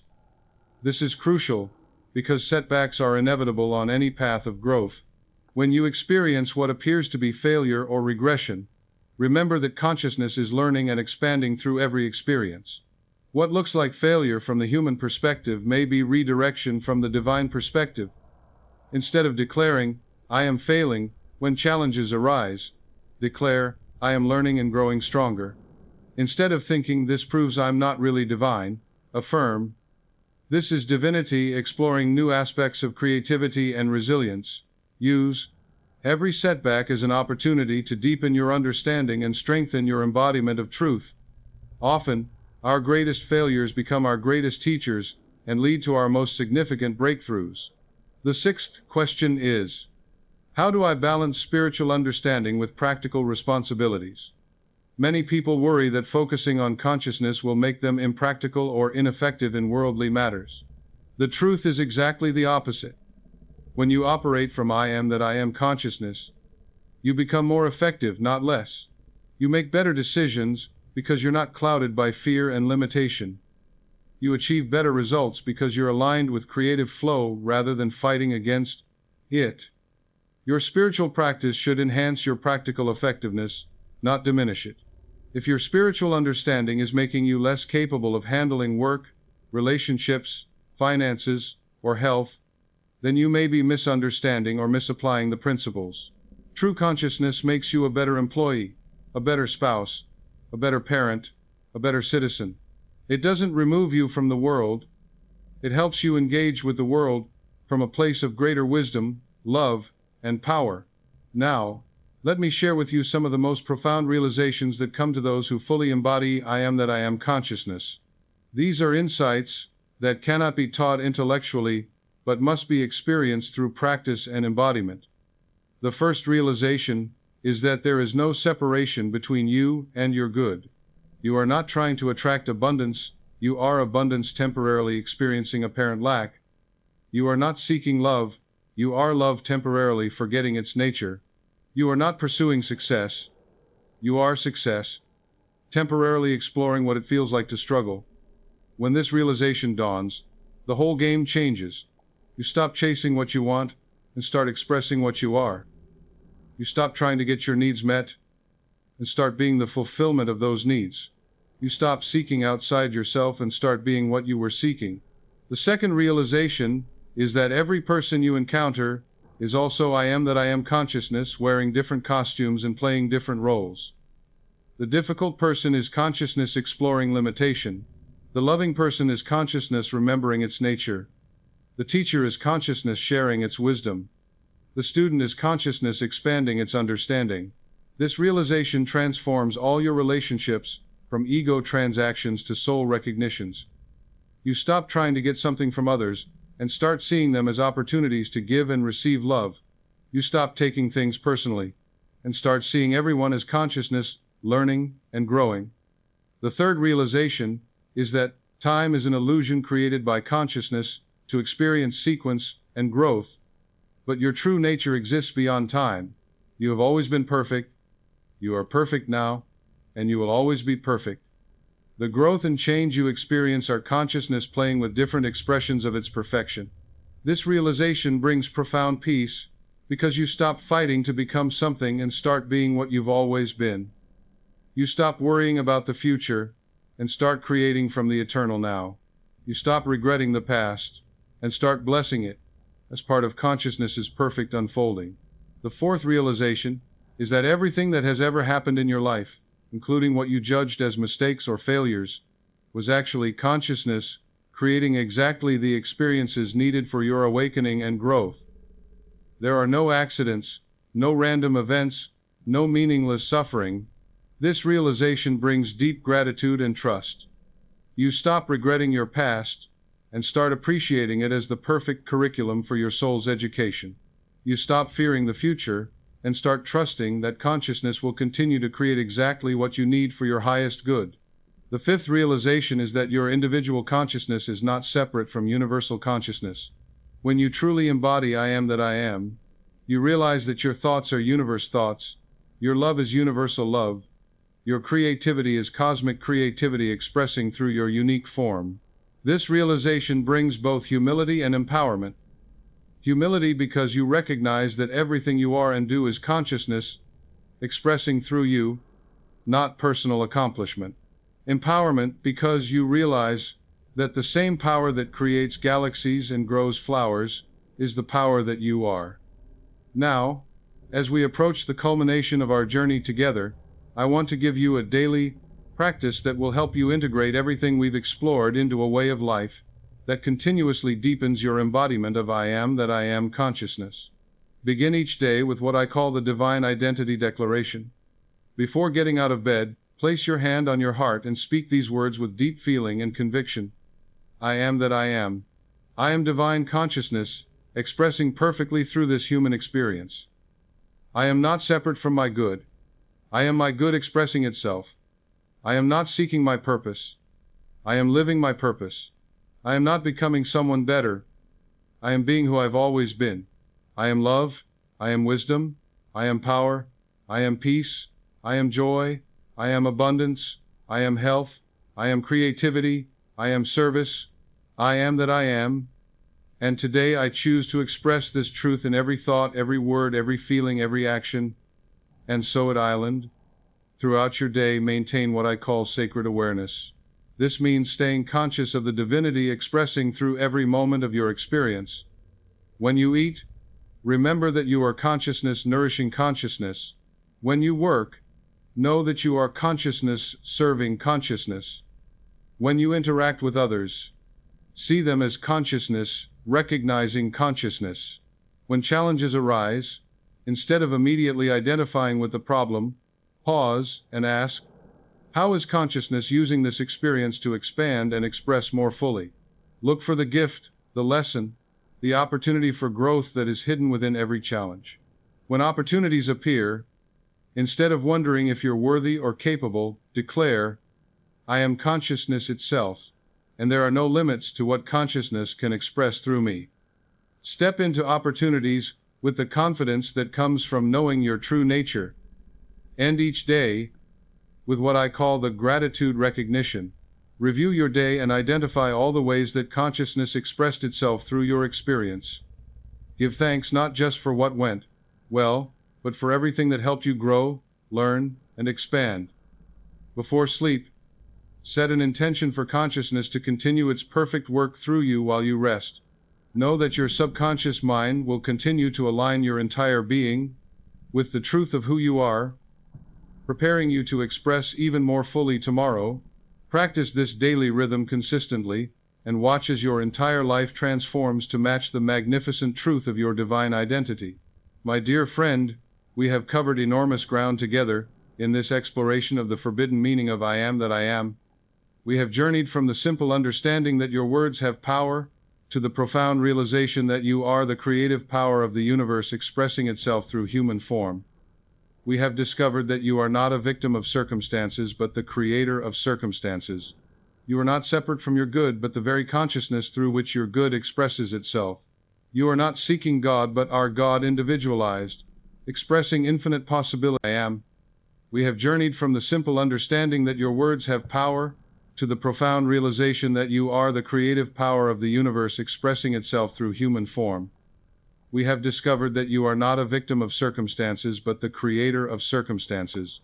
You are not separate from your good, but the very consciousness through which your good expresses itself.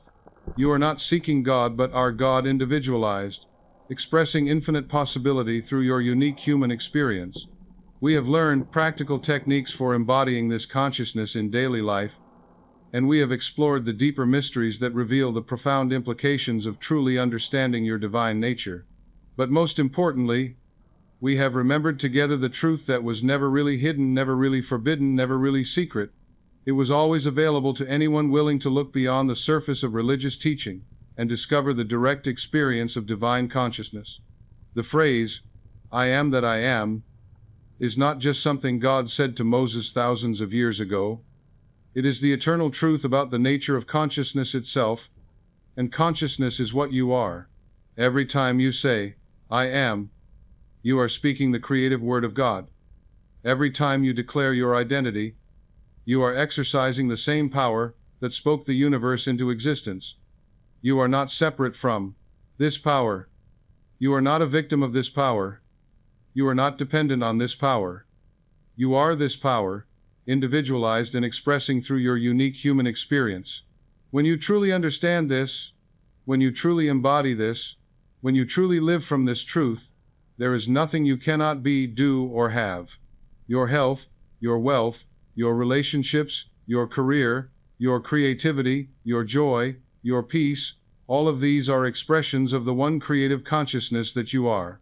They are not things you need to get from outside yourself. They are not rewards for good behavior or achievements to be earned through struggle. They are the natural expressions of your divine nature when you remember who you truly are and align your life with that truth. This knowledge has been called forbidden because if humanity truly understood its divine nature and creative power, the systems that depend on keeping people small, dependent, and fearful would lose their power. But this knowledge was never really hidden. It has always been available to those willing to seek truth beyond the appearances of the material world. The mystics knew it. The sages taught it. The enlightened ones lived it. Jesus demonstrated it when he said, I and the Father are one, and greater works than these shall you do. Buddha revealed it when he spoke of the Buddha nature within every being. The Hindu masters proclaimed it in Tat Twam Asi, thou art that. All were pointing to the same fundamental truth. The divine creative consciousness that we call God is not separate from you. It is you.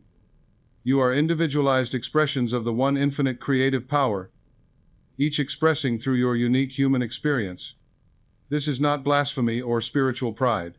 This is humility of the highest order, recognizing that everything you are and do is consciousness expressing through you, not personal accomplishment.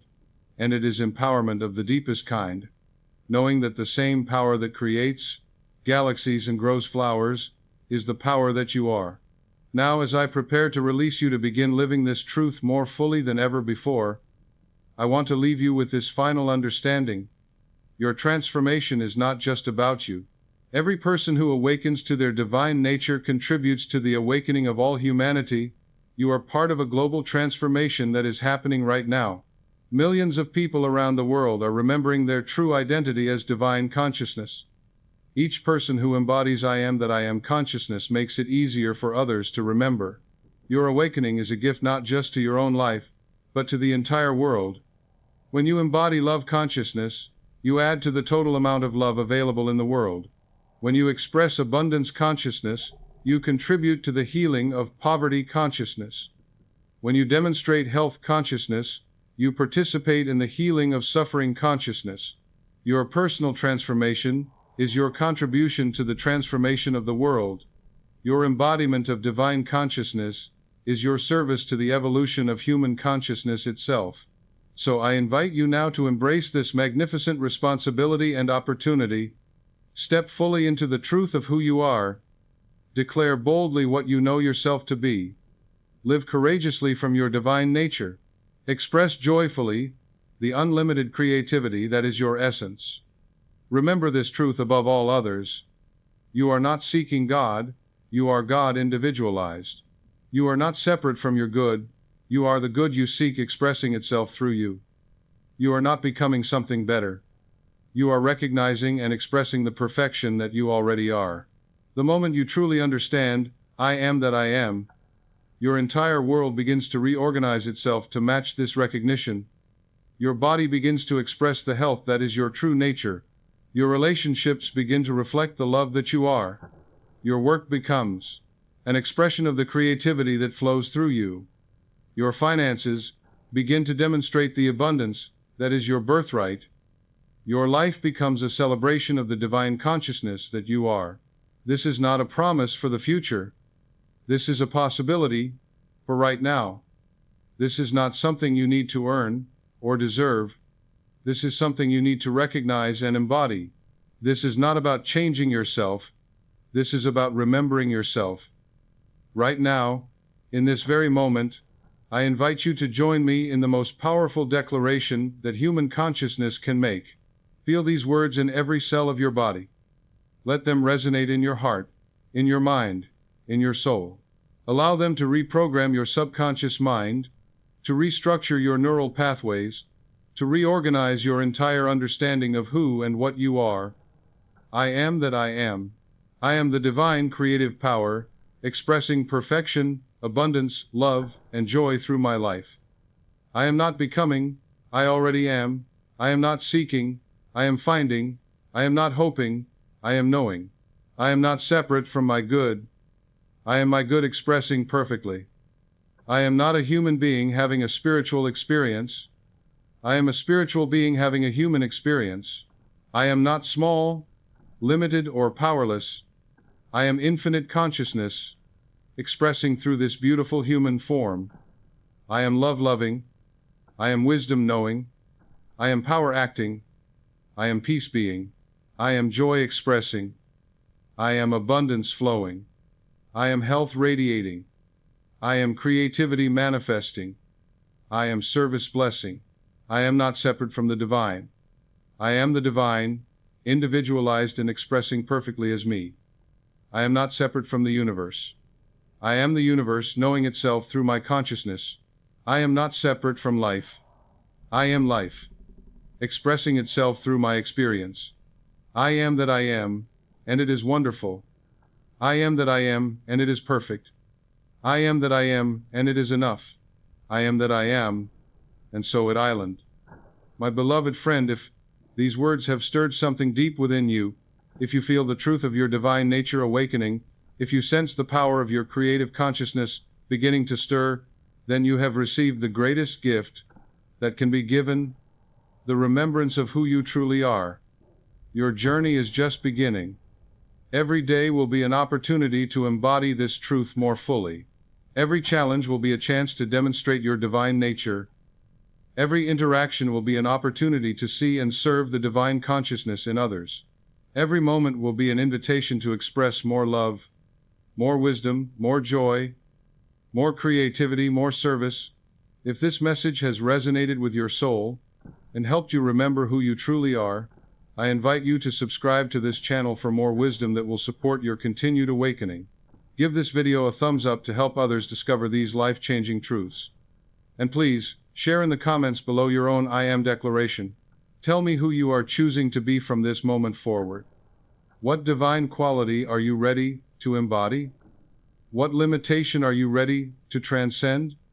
What truth about yourself are you ready to declare and live? I read every comment with deep joy, because each one represents another soul awakening to its divine nature. Your transformation is my greatest reward. Your embodiment of truth is my deepest satisfaction. Your recognition of your divine identity is the fulfillment of my purpose in sharing these eternal truths. Remember, you are not alone in this magnificent journey. You are part of a global awakening, a collective remembering of our true divine nature. Every person who awakens to their I am consciousness makes it easier for others to remember. Your transformation blesses not only your own life but the entire world. You are the light of the world, and it is time to let that light shine with the full brilliance of your divine nature. You are the love of the universe, expressing through human form. You are the wisdom of the ages, speaking through your unique voice. You are the creative power of God, manifesting through your individual experience. Go forth now, and live this truth. Express this consciousness. Be this love. Share this wisdom. Transform this world through the magnificent demonstration of who you really are. Until we meet again in consciousness, remember always, you are not separate from the divine. You are the divine, expressing perfectly as you. You are not seeking your good. You are being your good. You are not hoping for a better life. You are creating a better life through the power of your awakened consciousness. I am that I am, and so are you. This is the forbidden meaning. They never taught you, but it was never really forbidden. It was always your truth, always your nature, always your birthright. Today, you have remembered. Today you have awakened. Today you have come home to who you really are. And it is wonderful. It is perfect. It is enough. You are. That you are. And the world will never be the same because you have remembered who you truly are. Blessed be your journey, beloved soul. May you live always in the joy of knowing your true identity. May you express always the love that you are. May you demonstrate always the power that you possess. May you embody always the perfection that you have always been. I am that I am, and so are you, and so it island, and so it shall always be, forever and ever, amen.